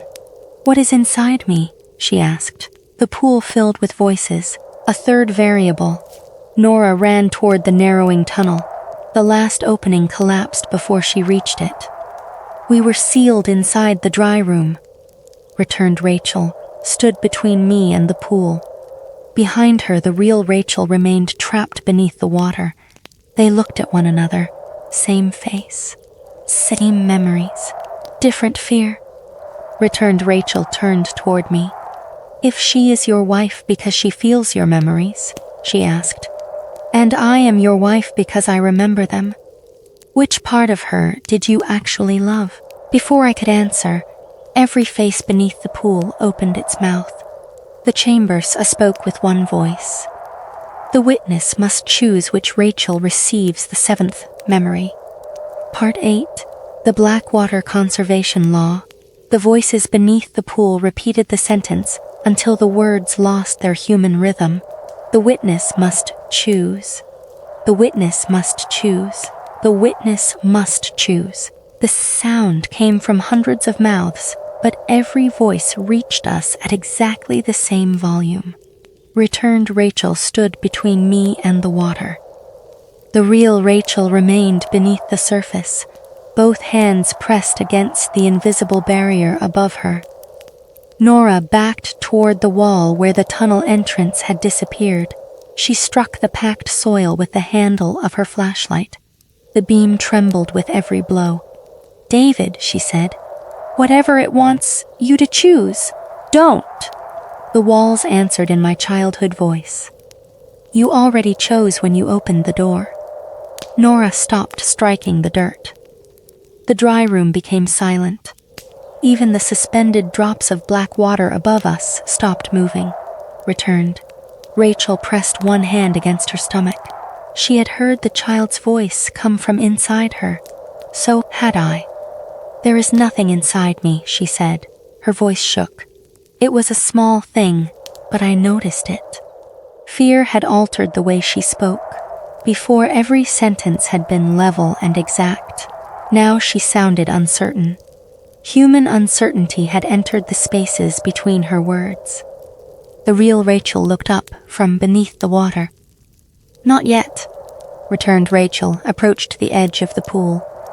What does that mean? It has been building possibilities inside you. A child. Not a child the way we understood one, returned Rachel, looked at me. The pain on her face was real enough that I almost reached for her. I stopped myself. That hesitation hurt her. I saw it. She had learned enough emotion to recognize rejection. What am I carrying? She asked. The real Rachel closed her eyes. An empty place shaped like the family we never had. The child laughed from somewhere inside the chamber. The sound moved through the walls, passed beneath the pool, and ended inside. Returned Rachel's chest. She doubled over. I stepped toward her. The real Rachel struck the underside of the water. "Don't touch her," I stopped. Returned Rachel looked at me from beneath her hair. "You wanted to?" "Yes." "Because I looked hurt?" "Yes." "Would you have touched her?" She pointed toward the woman below the water. The question was cruel because there was no answer that could not be used against me. Nora moved between us. "We need facts," she said. "Not another test." She turned toward the pool. "You said the room showed you things. Show us how this works." The faces below shifted. Some descended into darkness. Others rose. A pale woman in a high-collared dress appeared beside the real Rachel. I recognized her from photographs in the church archive. Dr. Miriam Wren. Her eyes were open, but she did not appear conscious in the way the others did. Her mouth moved, no sound emerged. Instead, something clicked behind us. An electrical relay, then another. Small yellow lights came on along the far wall. A section of the chamber I had mistaken for rock became visible. Metal cabinets stood beneath old mine supports. Glass tubes ran between rusted instruments. Wax cylinders, copper wires, pressure gauges, and recording equipment covered a long workbench. Some devices belonged in a laboratory from the 1930s. Others looked newer. One machine had a digital display. Its casing was stamped with a manufacturing date from 2043. Nora noticed it too. "This place isn't preserving time," she said. "No," returned Rachel answered. "It is preserving arrangements." The workbench held 7 glass containers. 6 contained black water. The 7th was empty. Labels had been fixed beneath them. Recognition, hope, endurance, sacrifice, intimacy, grief, attachment. The final label sat beneath the empty container. Returned Rachel stared at the jars. Her fingertips moved toward her chest. "I have those." "Some of them," the real Rachel said. "How do you know?" "Because I can feel where they used to be." A phonograph began turning on the workbench. No one touched it. The needle lowered onto a wax cylinder. Static whispered through the horn. Then Dr. Wren's voice filled the chamber. "This record is intended for whichever witness reaches the dry room before completion." Her tone was calm and professional. She sounded like a physician documenting a disease. "If you are hearing this, the return has acquired sufficient affect to enter the chamber without dissolving." Returned. Rachel stepped closer to the phonograph. Wren continued. "Do not assume that the return is merely an imitation." Rachel looked at me. "The distinction becomes less accurate with every transfer." The recording clicked. A second cylinder rotated into place by itself. Wren's voice resumed. "Human continuity is not a single substance. It is a relationship between biological form, recorded experience, and affective association." Letters appeared across the dark surface of the pool, not reflected from anywhere. Written beneath the water in lines of pale light.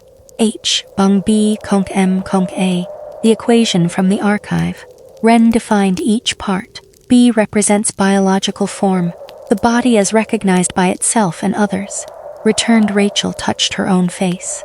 M represents memory pattern, language, habits, names, events, learned responses, and personal history. The real Rachel watched her. A represents affect, pain, pleasure, attachment, shame, grief, fear, desire, and the emotional value assigned to experience. The equation remained visible beneath the pool. "The reservoir can preserve biological patterns," Wren said. "It can reproduce memory structures. It has never demonstrated the ability to create affect independently." The child's voice whispered through the walls. "Nothing comes from nothing." Wren repeated the same idea in scientific language. Emotion appearing in one system must be removed from another. The process is conservative. Nora approached the empty 7th container. "You called this a law?" Ren's recording answered as though it had heard her. I refer to it as the Blackwater Conservation Law. The 6 filled containers began to glow faintly. Images appeared inside them. In the first jar, I saw Rosie's diner. 20-year-old Rachel placed a plate in front of me and pretended it was extra. The memory remained clear, but when I watched it, I felt nothing. Recognition. That was the first transfer. The second container showed me kneeling in our trailer with the pawn shop ring. Rachel looked at the ring as if I had offered her something priceless. I remembered the hope that once filled that moment. I could no longer reach it. The third showed our first winter. Frozen pipes. Blankets piled over us. Rachel laughing as she held a cup of warm water between both hands. Endurance. The image still carried some feeling. Not all of it had transferred yet. The fourth container showed Rachel's mother's necklace lying on the pawn shop counter. Sacrifice. The fifth showed our wedding dance. Intimacy. Empty now. The sixth contained the night I found Rachel's SUV in Blackwater Creek. Emergency lights through rain. Her shoes inside the vehicle. The belief that I had killed her through neglect. Grief. Returned. Rachel stepped toward that jar. Tears appeared in her eyes. I have this one. I looked at her. When did you take it? In the motel. I don't remember you touching me. You were asleep. The confession came softly, not proudly. You were saying her name. I held your hand. You knew what would happen. No. You had already taken 2 memories. I knew I would feel something. That was enough. She looked ashamed. The shame itself had probably come from me. I was empty, David. That doesn't give you the right. I did not know what a right felt like. The real Rachel spoke beneath us. That is how it begins, returned Rachel, turned on her. You would have done something different? I was never hungry in the way you are. You don't know that. I know what I was before the creek, so do I. No. You remember it, returned Rachel, flinched. The woman below continued. You remember being kind. You remember sacrificing. You remember loving him. And you think remembering those things makes them less mine. I think taking what they meant from him makes them stolen, returned. Rachel's tears fell faster. She wiped them away angrily. Then everything inside me is stolen. No one answered. The phonograph clicked again. Ren's voice continued. The return will seek 7 foundational associations. These are not chosen by the reservoir in advance. They are identified according to the witness's emotional architecture. 7 black circles appeared around the equation. The first 6 stabilize individual emotional functions. Words formed beside them. Recognition permits identity. Hope permits future planning. Endurance permits survival through pain. Sacrifice permits valuation of another above oneself. Intimacy permits shared identity. Grief permits awareness of permanent loss. The 7th circle remained blank. The final association is attachment itself, Ren said. Not a single memory, but the organizing principle connecting all other memories to the loved person. I understood before she explained it. The 7th memory was not our wedding, not the trailer, not the ring. It was the reason all those events belonged to Rachel. The witness may remember every shared event after the 7th transfer, Ren said. However, those events will no longer produce attachment to the returned subject or the original dead. Returned. Rachel looked at me. If I take it, you won't love either of us. The real Rachel closed her eyes. No. I heard the finality in her voice. I would remember being married. I would remember losing her. I would remember walking into the dry room. But Rachel would mean no more to me than a name in the church ledger. What happens to the person who loses it? Nora asked. The recording changed. Ren's voice sounded more tired. In early cases, depleted witnesses remained biologically functional. They retained language, routine, and factual identity.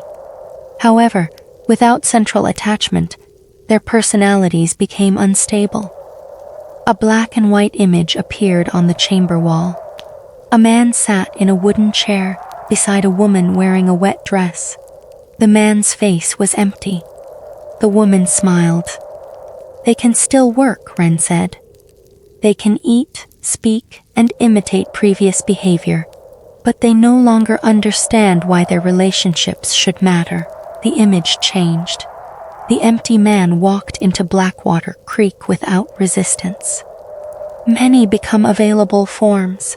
The child laughed again. Nora looked toward returned Rachel's stomach. "Available for what?" The digital machine dated 2043 activated. Lines moved across its screen.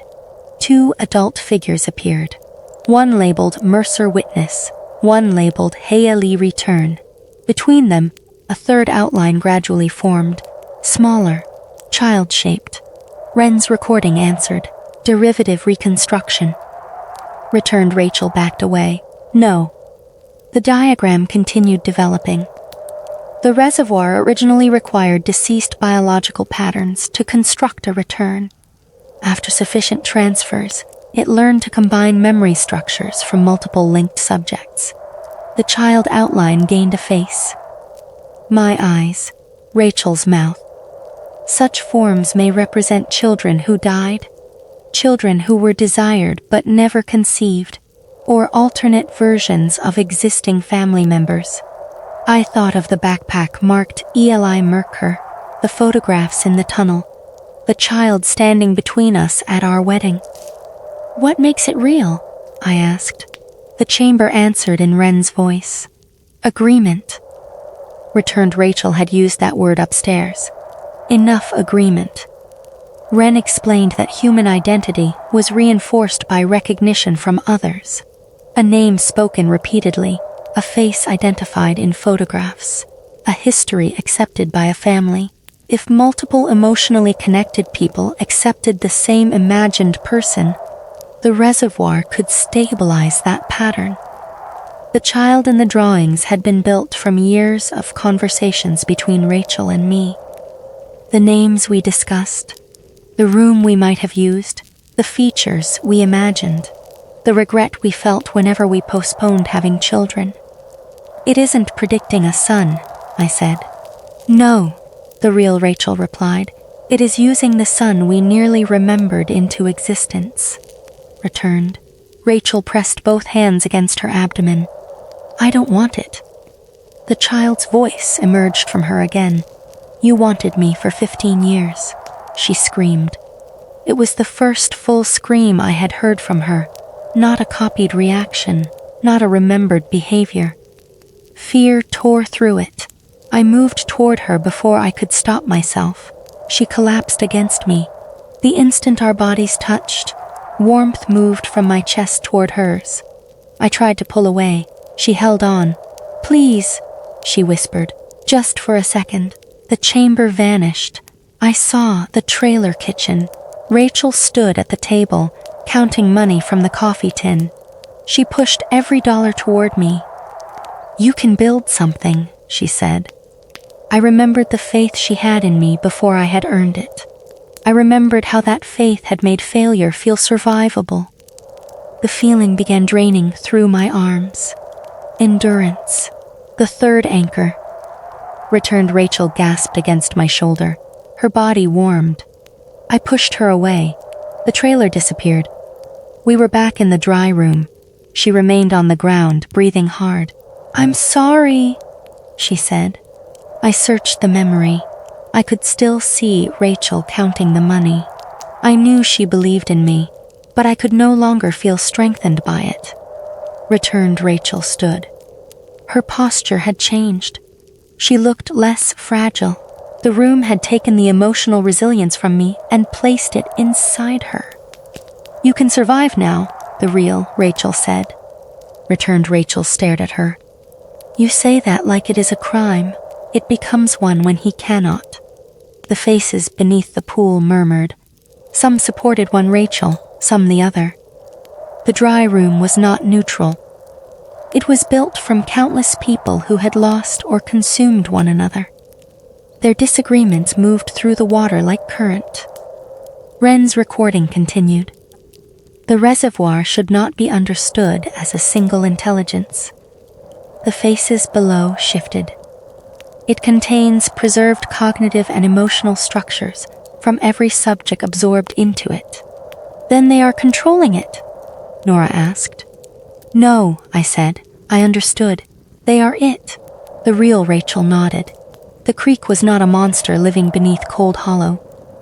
It was an accumulating system. Every dead miner, every missing child, every returned spouse, every depleted witness. Their memories and unfinished attachments had joined the mechanism. They did not all want the same thing. Some wanted release. Some wanted bodies. Some wanted their families restored. Some wanted replacements for people they had lost. The pattern we called Blackwater was the result of all those desires trying to follow one law. Nothing emotional could be created. Only move. But Wren had found something deeper. The final cylinder lowered into place. Its surface was almost completely black. I cannot determine the origin of the reservoir, she said. The walls around us seemed to recede. For one moment, the dry room became far larger. The floor continued beyond the horizon. The pool became a black circle miles across. Our lights reached nothing. My deepest instruments recorded pressure from below any possible geological formation. A gauge on the workbench moved. Its needle passed every printed number. The reservoir may connect to a physical structure not contained within local space. Nora stared upward. You mean another cavern? No, returned Rachel, whispered.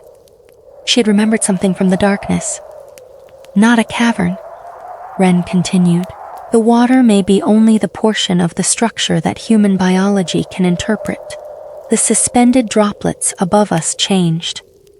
Inside each one, I saw a different room, a hospital hallway, a kitchen, a mine, a nursery, a motel bathroom. The same black presence had appeared through water, photographs, radios, roads, and memory. It was not confined to the creek. The creek was an interface, a place where something larger touched human minds in a form they could survive long enough to understand. What does it want? I asked. Wren answered from a recording made 91 years earlier. I do not believe desire is the correct model. The gauge shattered. Black water ran upward across the wall. It performs conservation because that may be the only action available to it. That was worse than a monster. A monster could choose to stop. A law could not. Returned Rachel approached the 6 filled containers. What happens after the 7th transfer? The empty jar vibrated. Wren's voice answered. The return becomes effectively independent. It no longer requires direct access to the original reservoir. You mean it can leave Cold Hollow? Nora said. Yes. Returned Rachel looked toward the sealed tunnel. Hope appeared in her face. It was another emotion taken from me. The recording continued before she could speak. A complete return may also perform transfers without the 217 opening. Her hope faded. It may reconstruct derivative forms through any sufficiently strong human memory. The child outline on the future machine multiplied. 1 became 3. 3 became 7. Each had a different face. If the returned subject leaves the reservoir after completion, the system leaves with it. Returned Rachel stepped away from the equipment. No, you wanted to escape, I said. I did not know what I would carry. The real Rachel pressed her palms against the water. That is why I told you to let me die. Returned Rachel faced her. You are already dead. Yes, and I am standing here. Yes, I can feel fears. Yes, I can feel grief. Yes, I love him. The real Rachel's expression broke. No, you feel what loving him did to us. What difference remains? The choice, returned Rachel, looked at me. I did not choose to come back empty. The real Rachel answered quietly. But you choose every time you take from him. Silence settled between them. Returned Rachel looked ashamed, because she now possessed enough of my morality to understand the accusation. Nora inspected the machinery. There has to be a way to reverse it. Wren's notes appeared across a slate board. Most of the formulas were too complex for me to follow. One section had been circled repeatedly. A un compte A2 bang contrant beneath it. Transfer is reversible only before the receiving pattern integrates the affect. How long does integration take? Nora asked. A timer activated. 217 seconds appeared on its display. Returned Rachel stared at the number. Every time I take something, it becomes mine after the opening closes. Yes, the real Rachel said. The feelings from Rosie's diner, the engagement, the wedding dance, the trailer, and the motel could no longer be returned. They had become structurally part of, returned Rachel. Removing them now would not restore me. It would only damage her. That was the cruelest part of the law. The more human she became, the less possible it was to separate her from what she had stolen. The chamber shook. The digital screen displayed the 7 anchors again. 5 now showed complete transfer, recognition, complete hope, complete endurance, complete intimacy, complete grief, complete. The 4th anchor, sacrifice, remained partial. The 7th, attachment, remained open. Nora pointed at the screen. She needs 2 more. Part of 1, returned Rachel said, and all of the last. The chamber lights dimmed. The time on my watch changed. 2:17. The suspended drops of water began falling upward. The temperature dropped to 39.2 degrees. Every face beneath the pool turned toward me. The opening had begun. Returned Rachel's body reacted immediately. Her breathing deepened. Her pupils widened. She could sense the available memories inside me. The necklace emerged from the mud near her feet. Rachel's sacrifice. The 4th anchor. I saw her selling it again. Her mother's final possession. The money placed in my hands. The lie she told so I would not know how little she had kept for herself. Returned Rachel reached toward me. Don't, I said. I'm trying not to. Her fingers trembled.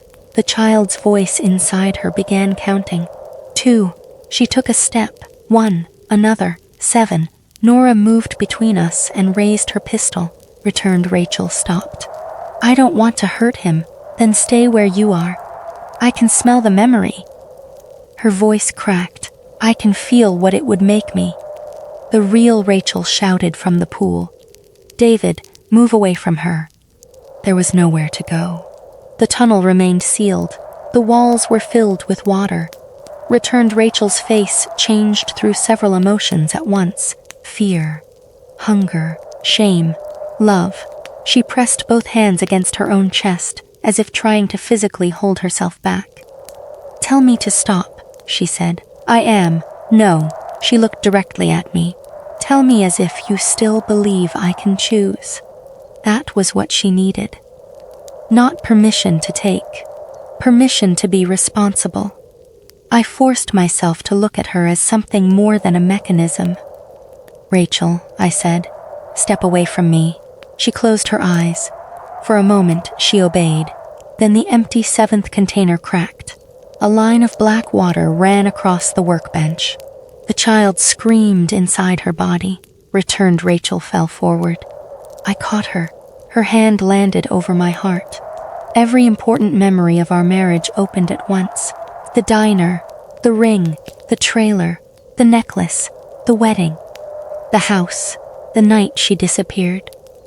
But beneath those events was something larger, the thread connecting them. The knowledge that Rachel's existence had changed the scale by which I measured my own life. The seventh anchor. Returned Rachel felt it. Her eyes opened.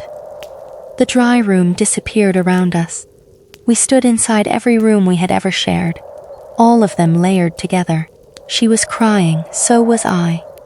I can see it, she whispered. I tried to pull free. Her fingers tightened over my heart. It isn't one memory. No, it's all the reasons. Yes, the transfer began. Not through my arm this time, through everything. I felt Rachel's name loosening from the center of my identity. The woman beneath the water screamed. Nora grabbed returned Rachel's shoulders. The child laughed. The chamber counted down from 217. Returned Rachel looked into my face. She was warmer than she had ever been. Her heartbeat matched mine. Then she did something I did not expect. She tried to release me. Her hand would not move. Black strands had grown from her fingers into my chest. The law had already recognized the transfer. I can't stop it, she said. You said choice mattered. It does. She pulled until the skin tore across her palm. The black strands remained. I choose to stop. The chamber continued counting. Returned Rachel screamed at the pool. You wanted me to become human. This is what humans do. They choose. The voices beneath the water grew chaotic. Some shouted for completion. Others begged her to resist. The dry room trembled beneath their conflict. For the first time, the law appeared uncertain, not broken. Forced to process a variable it had not measured, a returned subject refusing the final affect. The strands loosened. I tore myself away. The layered memories collapsed. I fell beside the pool. Returned Rachel dropped to her knees. The timer stopped at 14 seconds. The seventh container remained cracked but empty. She had not completed the transfer, but she had taken enough to feel what the final memory contained. She looked at me with an expression no copy could have performed without understanding it. Love. Not all of it stolen. Some part had formed from what she chose to do with the emotions she possessed. The real Rachel saw it too. Her anger disappeared. Returned Rachel held her bleeding hand. Please, she whispered, don't make me go back to being empty. The pool began rising. Black water spilled over its edge. The faces beneath it surged upward. The dry room had not accepted the interrupted transfer. Wren's voice returned through every machine. Warning. Incomplete seventh integration permits both competing identities to remain active. The child's outline appeared on the digital screen. Its body became solid. A second adult outline formed beside it. My shape. Empty. Waiting. Returned Rachel stared at the display. The boy now held the hand of the unfinished man. Wren delivered the final warning. When the witness refuses to choose between original and return, the reservoir may conserve both by dividing the family into new bodies. The black water reached my knees. Behind us, the tunnel reopened, a route back to the house. At the same moment, the real Rachel's voice weakened. David, listen to me. I moved toward the pool. She pressed one hand against the invisible surface. The room showed me what comes next. What? A fire. Returned Rachel looked toward the tunnel. The future she had already mentioned. The future stored before we chose it. The real Rachel continued. You can destroy this entrance. Will that free you? No. Will it kill you? I don't know. What about her? Her eyes moved toward returned Rachel. She may already be able to survive. The child on the screen turned its head toward us. Its blurred face cleared completely. He smiled with my mouth. The empty adult beside him opened its eyes. My eyes. The real Rachel whispered, if you leave without choosing, it will build a family that can complete the equation for you. The tunnel lights came on one by one. A path home. Returned Rachel stood. The black strands withdrew into her injured palm. From somewhere far above us came the sound of kerosene pouring across wood, a future sound waiting for us to cause it. The real Rachel looked directly at me. You have to decide which parts of us are allowed to leave this room. Behind me, returned Rachel, began to cry. Not because she was hungry, because she understood that my decision might require her to die. Part 9. The last memory of my wife. The tunnel waited behind us. Its lights formed a pale line through the darkness, leading back toward the house. Black water continued, rising across the floor of the dry room. It reached my thighs, cold enough to numb my legs. Though, returned Rachel stood in it without trembling. The real Rachel remained beneath the pool. Her face was fading, not disappearing exactly, becoming less distinct, as if the water were taking back the energy it had used to let her speak. You have to go, she said. I'm not leaving you here. You already did. The words hurt because she did not say them cruelly. She meant the night of our anniversary, the cold steaks, the burned-down candles, the messages I never answered. In her mind, the creek had only completed an abandonment that began long before County Road 16. I didn't know, I said. You knew I was waiting. I thought I had more time. You always thought there would be more, returned Rachel, lowered her eyes. She remembered that argument. She remembered every night my wife had eaten dinner alone, and every morning she had pretended not to mind.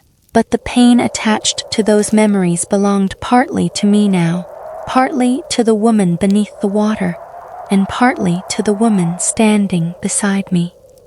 There was no clean way to divide us anymore. Nora reached the tunnel entrance and turned back. We can argue about identity after we're out of the underground room filling with water. The dry room trembled. The future machine displayed the 3 figures again, returned Rachel. The child, the empty version of me. The word stabilizing appeared beneath them. Returned Rachel stared at the screen. How long? Nora checked the timer. It had started counting upward, from 14 seconds, where the 7th transfer had stopped. Until what? 217, I said. Returned Rachel's face tightened. The room was using the unfinished transfer to build another solution.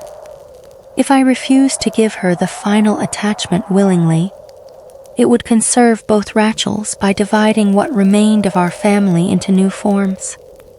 One returned wife, one reconstructed child, one empty husband. A family that could complete itself without my consent. The child on the screen lifted one hand. The same movement occurred beneath, returned Rachel's sweater. A small shape pressed outward against her stomach. She doubled over. I caught her by the shoulders without touching her hands. Something moved again. Not flesh, not a living child. A pressure shaped by memory. I can hear him, she whispered. What is he saying? That he remembers his room. We had once discussed turning the smaller upstairs bedroom into a nursery. Rachel wanted pale yellow walls. I wanted to build the crib myself. We postponed it when the business expanded. Then we stopped discussing children altogether. The system had kept the conversation. It had preserved the imagined room, the names we rejected, and the child we had treated as a future certainty. Now it was giving that memory a voice. He says his name is Eli, returned Rachel, whispered. The backpack in the tunnel, Eli Mercer. Nora grabbed her arm and pulled her toward the passage. Don't answer him. He's frightened. He isn't a child. He believes he is. That doesn't make him one, returned Rachel, looked at Nora. What makes anyone a child? Nora had no answer. Neither did I. The dry room had built its entire horror around questions that became impossible after enough time. When did a copy become a person? When did a remembered child become conscious? How much of a loved one could be replaced before grief became murder? The real Rachel struck the underside of the water. David. I moved closer to the pool. She was weaker now. Her voice arrived from farther away. Do not let it use our regret. How do I stop it? You finish the choice. You want me to choose you. No, she looked toward, returned Rachel. I want you to stop choosing because you feel guilty. The statement silenced me. Guilt had driven every decision since the accident. I opened the door because guilt told me I owed Rachel a miracle. I tolerated the impossible because guilt told me suspicion was another betrayal. I entered the tunnel because guilt told me the real Rachel could still be rescued. Even now, part of me wanted to surrender the seventh memory simply because returned. Rachel was crying, and I could not survive abandoning her again. The real Rachel knew me well enough to recognize it. If you give her everything, she said, you will call it love. What should I call it? Punishment, returned Rachel's face twisted. You think I want him punished? I think you want to survive. Yes, and the system built you so survival requires him to disappear. I stopped the transfer. You stopped because he believed you could choose. I did choose. Yes. The real Rachel's expression softened. That is why this is harder, returned Rachel, approached the pool. They faced one another across the surface. The woman beneath the water and the woman wearing her body. You hate me, returned Rachel said. No, you should. I know what it felt like to wake up empty. How? Because part of me woke up with you. Returned Rachel stared at her. The real Rachel placed a palm beneath the surface. Returned Rachel raised her own hand above it. Their fingers aligned, separated by the invisible barrier. I felt you learning, the real Rachel said. Every time you took something from him, I felt the space it left. I didn't ask to be made this way. Neither did I. I remember our life. So do I. I remember loving him. So do I. I'm the one standing here. And I'm the one asking you not to become human by erasing him, returned Rachel's mouth trembled. Then tell me what I'm supposed to do. The real Rachel looked at me. Let her die. The words passed through the chamber like a change in pressure. Returned Rachel stepped back. The child inside her stopped moving. I stared at the woman beneath the pool. You're asking me to kill her. I'm asking you to close the system before it learns how to leave. She saved me from the final transfer. I know, she feels fear. I know, she loves me. The real Rachel closed her eyes. I know. Then how is she less alive than you? She may not be, returned Rachel, began crying again. Not loudly, she covered her mouth as though ashamed of the sound. The real Rachel continued. This is not about which one of us deserves to live. Then, what is it about? How many more people it can make after her? The future machine displayed 7 child-shaped outlines, then 7 returned adults, then dozens, each connected by thin black lines resembling veins or river branches. A complete return would no longer need Blackwater Creek. It could carry the system through memory. A photograph mailed to another state, a phone call, a family story, a person remembering someone who had died. Every human attachment could become another entrance. Returned Rachel watched the outlines multiply. If I leave, she whispered. I carry that. Yes, the real Rachel said. Can it be removed? Not without removing what you have become. The child's voice rose from, returned Rachel's chest. Mom, she pressed both arms across her stomach. Stop calling me that. Mom, I'm cold. Her face broke. The sentence was too close to the first words she had spoken on our porch. I'm cold. She looked at me. He feels real. I know. Do you? No. That answer hurt her, but it was true. I knew the child was speaking. I knew it carried pieces of our imagined future. I did not love it. Not yet. The system was counting on enough repetition to change that. Eli would call us Mom and Dad. He would appear in photographs. He would remember events that never occurred. Eventually, refusing him would feel like abandoning a real child. Agreement. That was how Blackwater turned possibility into identity. Nora pulled a flare from her belt. We need to destroy the equipment. The real Rachel reacted immediately. No gunfire, no explosion. Why? The chamber is pressure. Then what works? Fire, the future sound we had heard, kerosene pouring across wood. I looked around the dry room. Old mine timbers supported nothing above us. Church pews, door frames, tables, and pieces of houses formed the walls. The chamber had reconstructed itself from emotionally significant objects. Most of it could burn. Nora held up the flare. Fire needs oxygen. There is air here, I said. There shouldn't be. Nothing here should be. The real Rachel pointed toward Dr. Wren's workbench.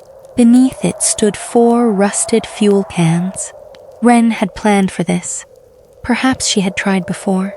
Nora retrieved one and opened it. The smell of kerosene filled the room. The future machine's timer reached 98 seconds. The child inside returned. Rachel moved again. This time, a handprint appeared briefly beneath the fabric over her stomach. 5 fingers. Normal. Human, returned. Rachel sobbed. You can't ask me to burn him. There is no him, Nora said, returned. Rachel turned with sudden anger. You saw his face. I saw a machine make an outline. He spoke. Radios speak. He remembers. The creek remembers. The anger left Rachel as quickly as it came. She looked down at her body. What is the difference? Nora's voice softened. I don't know. That honesty reached her. Rachel looked at the pool. If we burn the room, what happens to everyone underneath? The faces below gathered around the real Rachel. My mother appeared among them. Evelyn Cross held both hands over the shape of her unborn child. Miners stood behind her. Some faces looked frightened. Others looked hopeful. The real Rachel answered. We don't know. You might all disappear. Yes. You might be trapped somewhere worse. Yes. Then why are you asking us to do it? My mother spoke. Because we have spent too long asking living people to join us. Her voice sounded clearer than before. She looked at me. Your father was wrong about many things, Davy, but he was right to stop my return. He drowned her. Yes, she was afraid, yes. Did you feel it? My mother hesitated. I felt the fear returning to me when she died. The transferred emotions had not vanished. When a return was destroyed, before stabilizing, some affect flowed back into the reservoir. That means we could restore what Rachel took. No, my mother said. Not anymore, returned. Rachel had integrated the feelings. They were hers now. Destroying her would not restore me. It might only add her fear, grief, and love to the mass beneath the water. There would be no reward, no reversal, only containment. The timer reached 120. I lifted one of the kerosene cans. Returned. Rachel watched me. You already decided. No, you picked her. This isn't between you and her. It will feel that way when I'm burning. The calmness of the statement nearly stopped me. She approached slowly. Nora raised the flare, but I told her to lower it. Rachel stood close enough that I could feel warmth from her body. She had become warmer than me. I remember the first night at Rosie's, she said. I know. I remember seeing grease on your hands and pretending the meatloaf was extra. I know. I remember thinking you looked ashamed of being hungry. The real Rachel listened beneath the water, returned. Rachel continued. I remember wanting to protect your pride. That feeling wasn't yours. No, her eyes filled. But when I remember it now, I want to protect you. I could not speak. Is that copied? She asked. Or is it mine? I don't know. You keep saying that. Because there isn't an honest answer. She nodded. Then she touched the scarred palm she had torn while stopping the 7th transfer. I wanted your memories because being empty was worse than pain. I believe you. I thought if I became Rachel completely, you would love me without being afraid. I was afraid before the creek. Of her, of needing her. Returned. Rachel looked toward the woman beneath the pool. I had never admitted that before. Success had not simply distracted me from my marriage. It had protected me from dependence. As a child, I waited for my mother to return until waiting became humiliation. I learned that loving someone meant giving them the power to leave. Rachel's devotion frightened me because it created something I could lose. So I worked. I built money, property, and reputation around myself.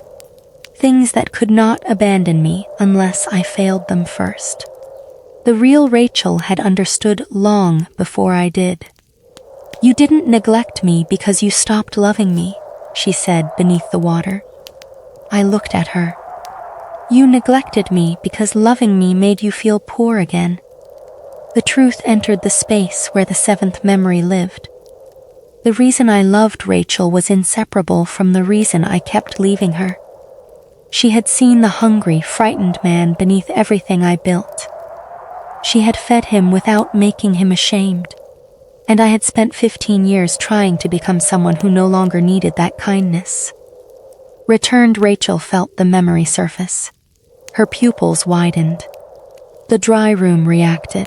The timer jumped from 132 to 179. Black strands emerged from her injured palm. She stepped back immediately. No, the 7th transfer had recognized itself. The system did not need her to touch me now. It only needed the memory to remain open. The diner appeared around us. Not physically. In reflection, Rosie's counter stretched across the black water. 20-year-old Rachel stood behind it. Young me sat on the stool. The original moment. The emotional center of our marriage. Returned Rachel pressed both hands against her chest. I can feel it. Close the memory, Nora said. I don't know how. The real Rachel shouted. David, stop explaining yourself. What? The 7th anchor is the story you tell about why you loved me. Stop telling it. But the memory had already opened. The system pulled at it. The smell of coffee and fried onions filled the chamber. I saw every version of Rachel at once. Young waitress, bride, woman waiting beside cold anniversary food, body beneath the creek, return crying in front of me. The attachment moved toward the black strands. Returned Rachel dropped to her knees. I don't want it. The voices beneath the pool screamed for completion. Some begged me to give it. Others begged me to run. The child cried inside Rachel's body. The empty version of me opened its mouth on the screen. The timer reached 200. 17 seconds remained. I placed the kerosene can on the floor. Returned Rachel looked up. What are you doing? I knelt in front of her. If you take this, what happens? You stop loving us, and you become complete. Yes. Could you control the system? I don't know. Could you stop it from making the child? I don't know. The timer reached 205. 12 seconds. Returned Rachel's hand rose toward me against her will. She grabbed her own wrist with the other hand. Go. I did not. David, go. Do you love me? Her face contorted. Yes. Enough to let me remain myself? She understood. Her expression changed from fear to grief. Yes. I stood and stepped backward. The black strands stretched from her palm toward my chest. The timer reached 211. 6 seconds. Returned Rachel looked at the pool. The real Rachel pressed her hand against the barrier. For one moment, the two women shared the same expression. Not copies, not competitors. Two conscious beings facing the end. Returned Rachel whispered, I'm sorry I wore your life. The real Rachel answered, "I'm sorry it taught you hunger before choice." 4 seconds, returned Rachel, closed her injured hand around the black strands. They cut into her flesh. She pulled. 3 seconds. The strands tightened. 2. She screamed and tore them free. Black fluid sprayed across the water. The timer stopped at 216. 1 second before completion. Every machine in the dry room went dark. The imagined diner vanished. The child's voice stopped. Returned Rachel collapsed. I caught her without feeling another transfer. Her heartbeat was strong, human, but irregular. The real Rachel's face began sinking beneath the pool. "You did it," I told, returned Rachel. She shook her head. "No, we delayed it." The future screen flickered. The child and empty husband remained. The words beneath them had changed. Alternate conservation required. Nora opened the first kerosene can and poured it across the workbench. I carried the second along the chamber wall. Returned Rachel tried to stand. I helped her. "You don't have to watch." "Yes," she said, "I do." We poured fuel across the mine timbers, photographs, laboratory notes, and objects embedded in the walls. The dry room smelled like an old garage. The black water retreated from the floor as though avoiding the fuel. Faces crowded beneath the pool. My mother looked at me. "Will it hurt?" I asked. "Yes." "Are you afraid?" "Yes." She smiled sadly. "That means enough of me is still here." I moved to the pool. The real Rachel was barely visible. "I should have come home," I said. "You should have. I should have listened." "Yes. I loved you. I know. I don't know how much of that I'll remember." "You don't need to remember it perfectly." "What do I need?" "To stop using memory as proof that love happened." I looked at her. She placed one hand beneath mine. The invisible surface separated us. "Love happened because we changed each other," she said, "even if you forget how it felt." Returned Rachel stood behind me. She heard every word. The real Rachel looked toward her. "Take care of what is yours," returned Rachel, began crying. "I don't know what that is." "You chose not to take him." The woman beneath the water smiled. "Start there." The chamber groaned. The tunnel lights began shutting off from the far end toward us. Nora lit the flare. Red light filled the dry room. The future machine activated one final time. It showed a house fire, Blackwater Creek overflowing. Rachel standing somewhere beyond the flames, a child holding her hand. The image lasted less than a second. Then the screen cracked. "We need to move," Nora said. Returned Rachel looked at me. "You saw him." "Yes." "The fire doesn't stop everything." "No." "Then why do it?" "Because surviving isn't the same as remaining unchanged." She understood. That was another thing she had learned from us. Nora touched the flare to the kerosene. Fire crossed the workbench in a sudden blue-orange line. Wax cylinders burst. The old papers curled. Flames climbed the mine timbers and entered the walls. The faces beneath the pool began screaming. Not one sound, hundreds. Some in terror, some in relief. The real Rachel looked upward as fire reflected across the water. "I forgive you," she said. I shook my head. "Don't make this easier." "I'm not." Her voice weakened. "I forgave you before the accident." It didn't make me less angry. That sounded like her. "My Rachel, compassion without dishonesty." Returned Rachel took my hand. Her skin was warm. The real Rachel sank deeper. Her final words reached me through the fire. "Don't spend the rest of your life waiting outside another closed door." Then the pool erupted. Black water struck the ceiling. The force threw us backward. Nora dragged me toward the tunnel. Returned Rachel ran beside us. Behind us, the dry room burned in ways water should have made impossible. Flames moved across the surface of the pool. The faces beneath it became bright outlines and disappeared one by one. My Mother, Evelyn Cross, the Mindsers, Dr. Wren. The real Rachel remained visible longest. Then she was gone. We entered the tunnel.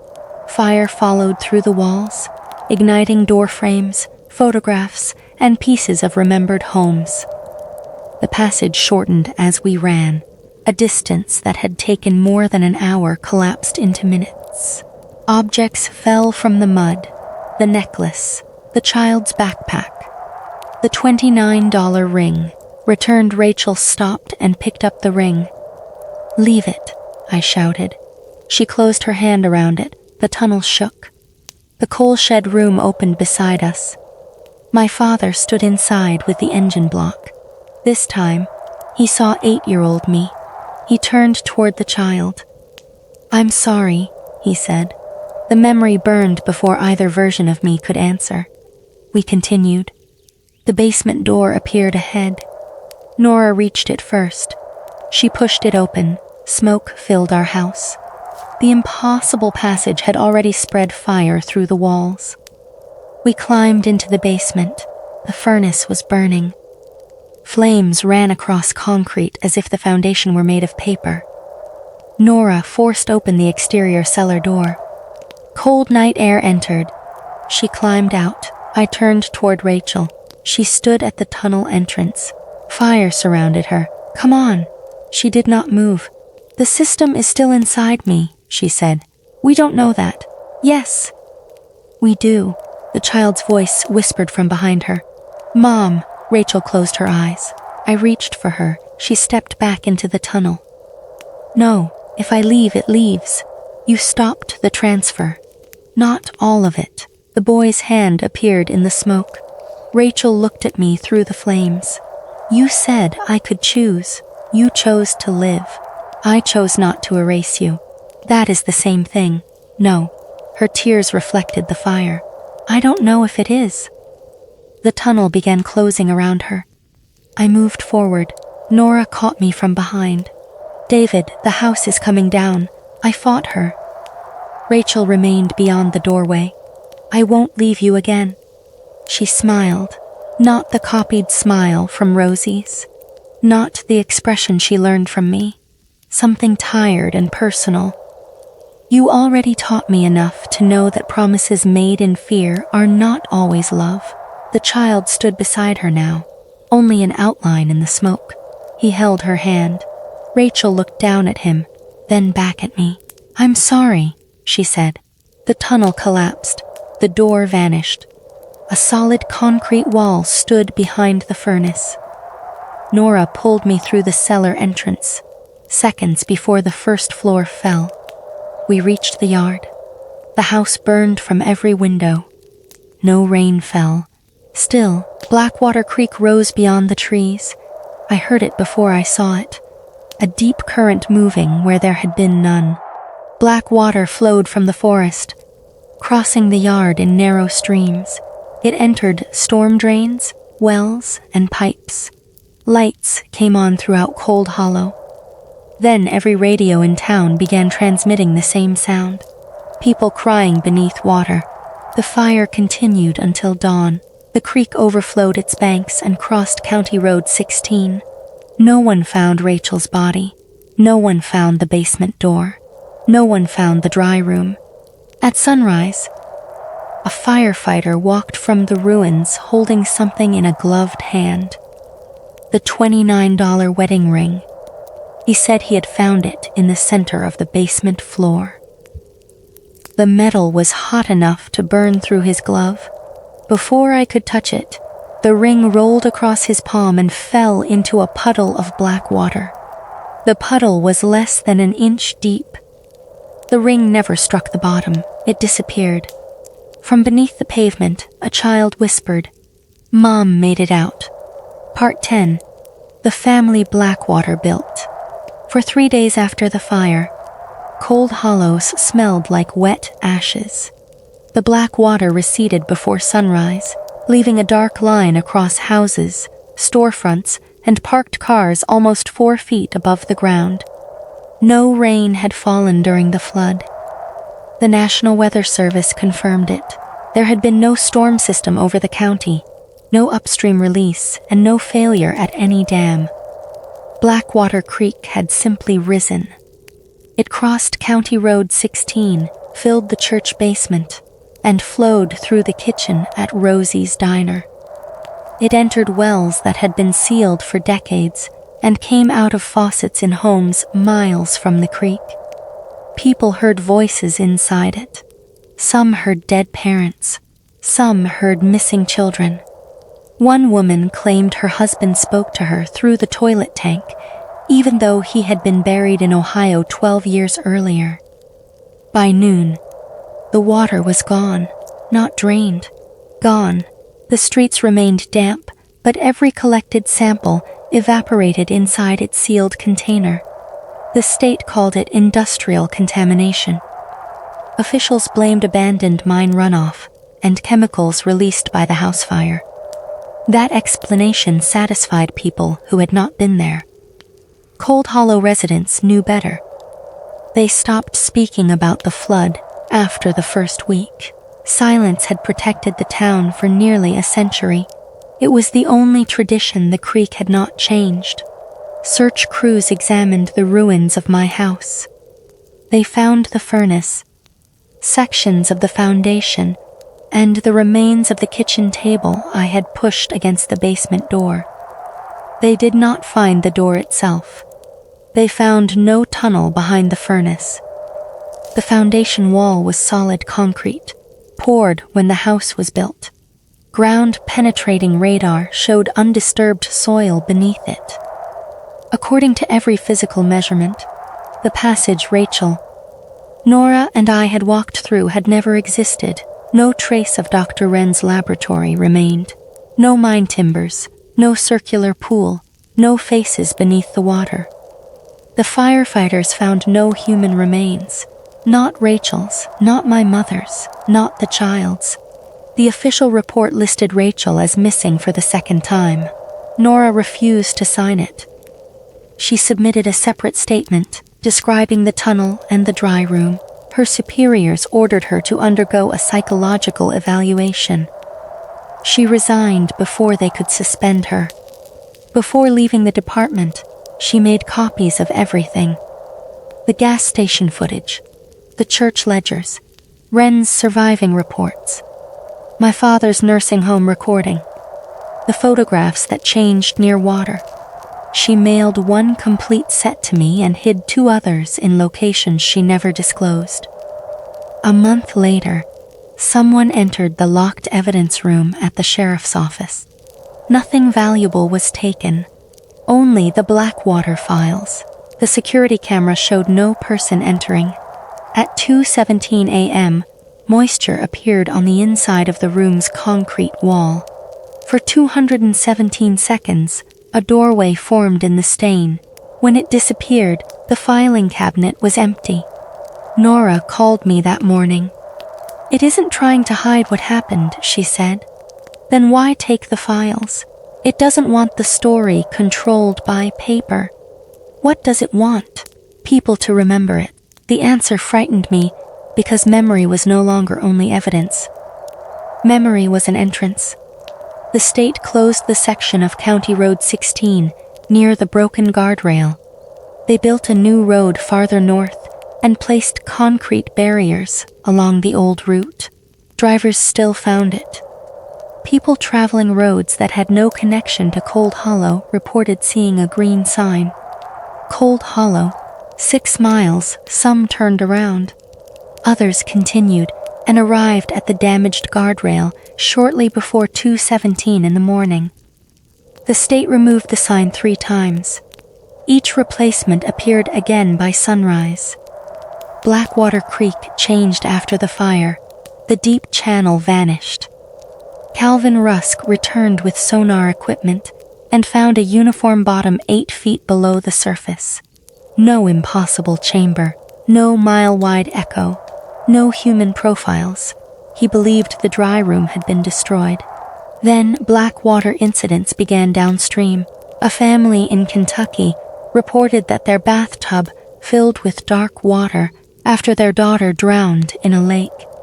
A funeral home in Tennessee received a body that disappeared from its table at 2:17 a.m. 3 weeks later, the dead man knocked on his widow's door. A police dispatcher more than 400 miles away received a 217-second call consisting of children reciting memories belonging to missing people from Cold Hollow. The reservoir had not died. The flood had moved it. Or perhaps it had never been a reservoir at all. Dr. Wren had written that Blackwater Creek might only be the shape our minds gave to something larger, a point of contact, an interface. The fire destroyed one entrance. The overflow created many others. I sold Mercer Woodworks. Walter handled the sale. He never explained why he left my house before I returned from the motel. When I asked, he said Rachel had touched his hand and asked whether he remembered pulling her SUV from the creek. Walter had not been part of the recovery team, but when she touched him, he remembered standing beneath the water beside the vehicle. He remembered dozens of people watching from below the creek bed. One of them had his face. Walter said the memory stayed with him even after he left. He closed his eyes every time he passed a sink. I gave most of the money from the company to the families of the 17 people sealed inside. Mine number 7, many refused it. Some had never known they were descendants of the victims. Evelyn Cross had been erased so completely that no official record connected her to a living relative. I arranged a stone marker for her near the church cemetery. It read, Evelyn Cross and her unborn child abandoned below mine no. 7 November 7, 1934. The church removed the marker 2 nights later.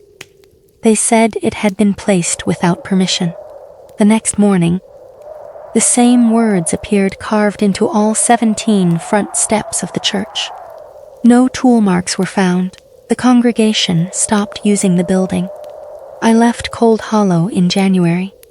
I drove during daylight and avoided County Road 16. Nora followed me until we reached the interstate. We stopped at a gas station near the state line. Before I left, she gave me a small recorder. If you begin forgetting, she said, say it aloud. Forgetting what? Anything you don't want it to own. I looked at the recorder. Will that stop it? No. Then why? So there is a difference between losing a memory and surrendering it. I moved more than 1,000 miles away. I will not name the city. For years, I believed distance had finally become a variable, because nothing followed me at first. No black water, no voices in the pipes, no 3 knocks. I rented a small apartment on the 4th floor of a building surrounded by concrete. There were no forests nearby, no creeks. The nearest river was more than 7 miles away. I worked repairing furniture for an antique dealer. The work was quiet. Nobody knew who I had been. Nobody knew Rachel's name. I recorded my memories every Sunday. I described Rosie's diner, the trailer, the necklace, the wedding, the house, the night Rachel disappeared, the dry room. At first, listening to those recordings hurt. Then the pain weakened. I told myself time was doing what time always did. Grief softened. Trauma became manageable. But that was not what happened. The facts remained. The feelings continued disappearing. I remembered that Rachel fed me when I was hungry, but gratitude no longer followed the memory. I remembered proposing, but hope was absent. I remembered the freezing trailer, but endurance felt like a description from a book. I remembered our first dance without intimacy. I remembered finding her empty SUV without grief. The transfers had already integrated into the returned Rachel. The fire could not restore them. Worse, the interrupted 7th transfer had damaged the connection holding everything else together. I still knew I had loved Rachel. I no longer knew what that sentence meant. Sometimes I watched our wedding video, and studied my younger face. The man on the screen looked at her as if nothing outside that room mattered. I envied him. I also distrusted him. Love seemed like a condition I had once suffered from and survived. That was how I knew the law had worked. H equals B plus M plus A. My body remained. My memory remained. But affect had been redistributed. Rachel's returned body acquired what mine had lost. The creek had conserved the total amount. It had never promised fairness. By 2026, 7 years had passed since the fire. 7 years mattered. I did not understand why until the package arrived. It was waiting outside my apartment one Monday morning. Brown paper, no postage, no shipping label, no return address. The string around it was wet. I left it in the hallway for 20 minutes. Nobody came for it. I called the building manager and asked whether the cameras showed who had delivered it. He checked. At 2:17 a.m., the camera lost signal for 3 minutes and 37 seconds. When the image returned, the package was there. I carried it inside using gloves. The first thing I found was the wedding ring. The $29 ring from the pawn shop in Beckley. The one that disappeared into the puddle after the fire. Lay inside a small blue box. The metal was warm. Beneath it was a photograph. The image showed our abandoned trailer outside Cold Hollow. The boards had been removed from the windows. Light glowed from inside. Smoke rose from the old chimney. Rachel stood in front of the door. She looked different, older. There were lines around her eyes and several gray strands in her hair. She had aged 7 years. That proved something I had not wanted to know. She had not merely survived the fire as a preserved body. She had continued living. The woman who returned from the creek was no longer frozen at the age of her death. She had become biologically independent. The incomplete 7th transfer had been enough. Beside Rachel stood a man. He had my face, my height, the scar above my left eyebrow. He wore the brown jacket I lost during our first winter in the trailer, but there was no expression in his eyes. His arm rested around Rachel's waist, as if someone had instructed him where to place it. Between them stood a boy, 8 years old, dark hair, Rachel's mouth, my eyes, Eli. He held both their hands. His face was no longer blurred. On the back of the photograph, Rachel had written, "I found a way to rebuild what you forgot." Below that, 7 years gave him enough history to remember himself. I called Nora. Her number had been disconnected. I called Walter. The line rang 7 times, paused, then rang twice. I hung up. The recorder Nora gave me was inside my desk. I played the final file. I did not remember making it. My own voice spoke quietly. The 217 pattern has changed. A pause followed. Then I continued. 2 bloodlines created 1 bond and 7 anchor memories. The return interrupted the final transfer. The child became a substitute bond. 7 years of shared experience created new anchors. I heard myself breathing. "They do not need the creek anymore," a child whispered behind my voice. We brought our own. The recording ended. I checked the creation date. It had been made the previous night at 2:17. I had been asleep, or I remembered being asleep. I examined the photograph again. The trailer window reflected a 4th person, an older woman standing inside. My mother. The logging chain was gone from her ankles. Behind her were dozens of faces. The dry room had not been destroyed. It had been reconstructed inside the trailer. Rachel had carried enough of the system out of the fire to create a new entrance. The child supplied the bond. The empty version of me supplied the body. The returned Rachel supplied memory and affect. The equation had conserved all 3 parts by distributing them across a family. Rachel was complete. Eli was becoming complete. The other David had a body and memory, but no central attachment. He was what the future machine had shown us. An available form. I understood the message on the photograph. Rachel had not rebuilt me because she missed my company.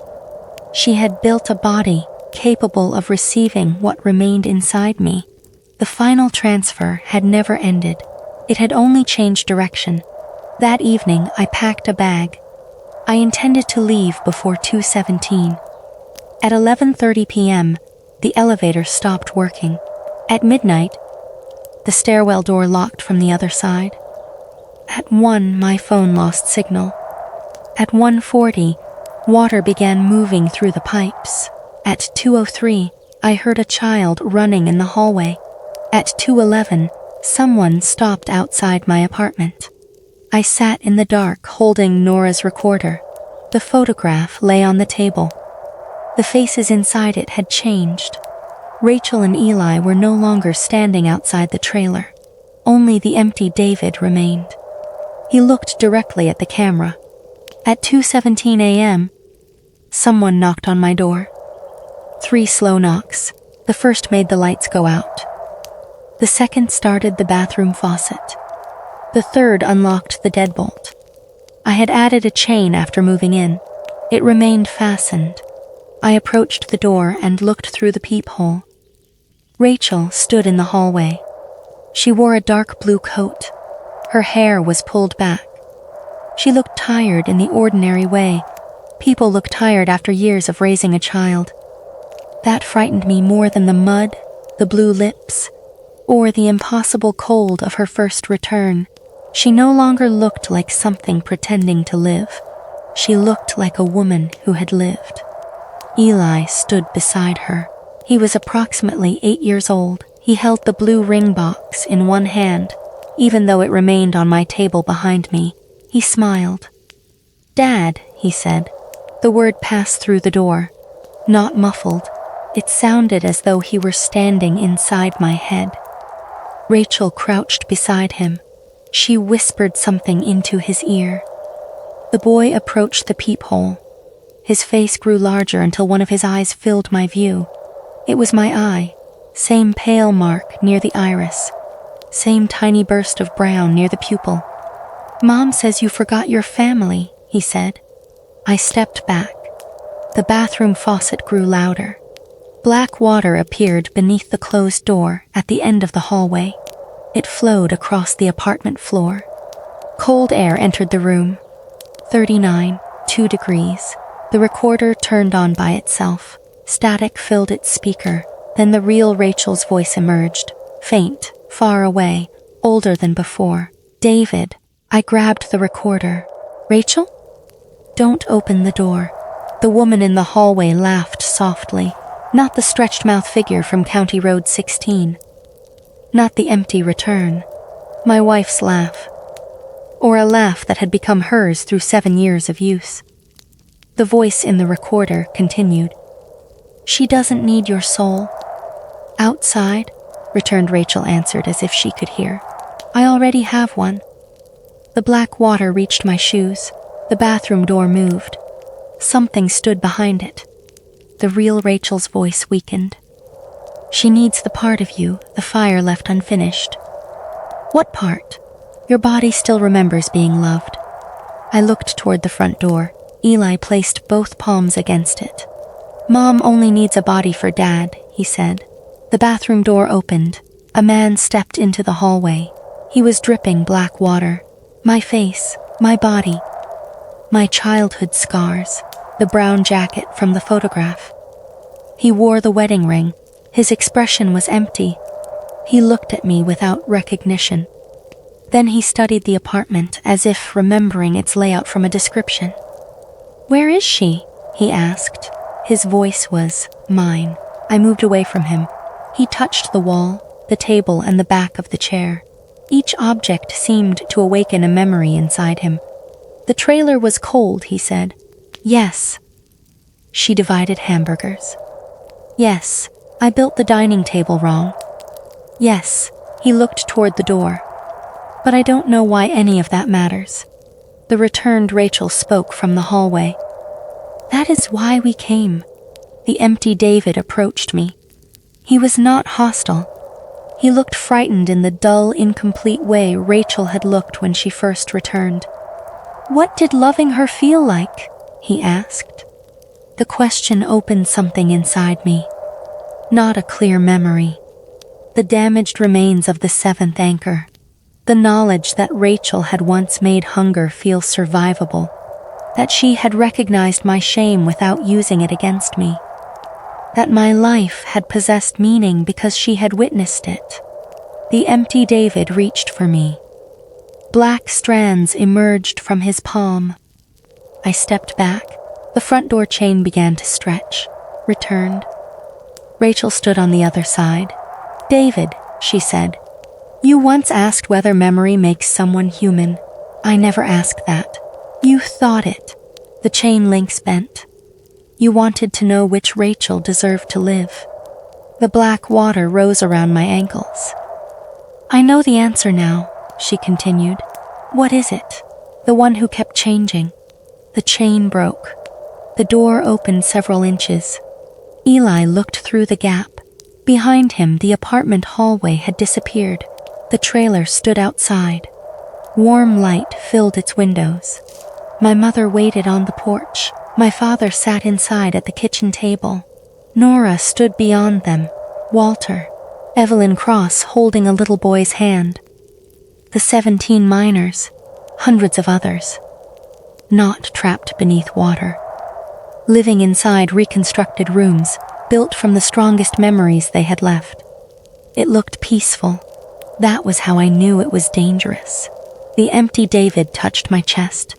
The transfer began. I felt the final attachment move.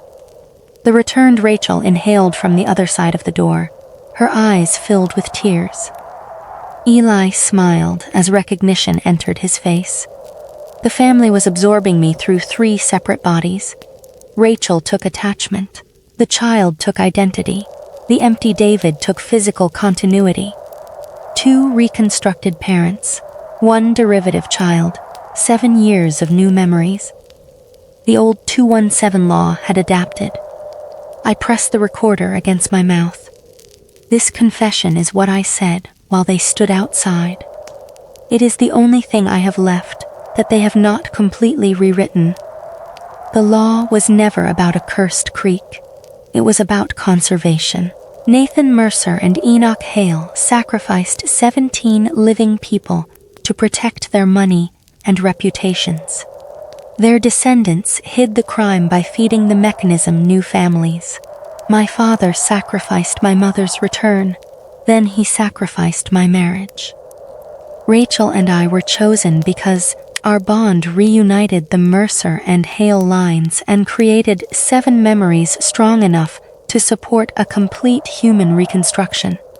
The 3 knocks represented body, memory, and affect. Opening the door selected the witness. 217 marked the moment the miners were sealed. The 217 seconds were the first period in which the system learned to transmit human identity. The dry room did not predict my life. It adjusted generations of my family until the life it required became possible. We burned 1 location. We did not destroy the law. A law does not haunt one town. It follows whatever satisfies its conditions. The water is still rising. The other David is standing less than a foot away. He is beginning to cry. I think those are my tears. Rachel has opened the door wide enough to place 1 hand through. Her skin is warm. Eli is counting. 2 bodies. The empty David places his hand over my heart. 1 family. Something knocks from inside the bathroom wall. 7 knocks. 7 memories. The black strands tighten. I can still remember Rachel's name. I can still remember that I once loved her. I can no longer understand why I am resisting. Outside, Rachel smiles. Not like a monster. Like a wife welcoming her husband home. Then, a 4th knock sounds from inside my chest. Everyone becomes still. Even Rachel looks surprised. Eli stops smiling. The real Rachel's voice emerges from the recorder one final time. The fourth knock means it found something the old equation did not contain. What? A small hand presses outward beneath the skin of my stomach. The returned Rachel steps back from the door. For the first time in 7 years, I see pure terror on her face. The voice inside the recorder whispers, "It learned how to create.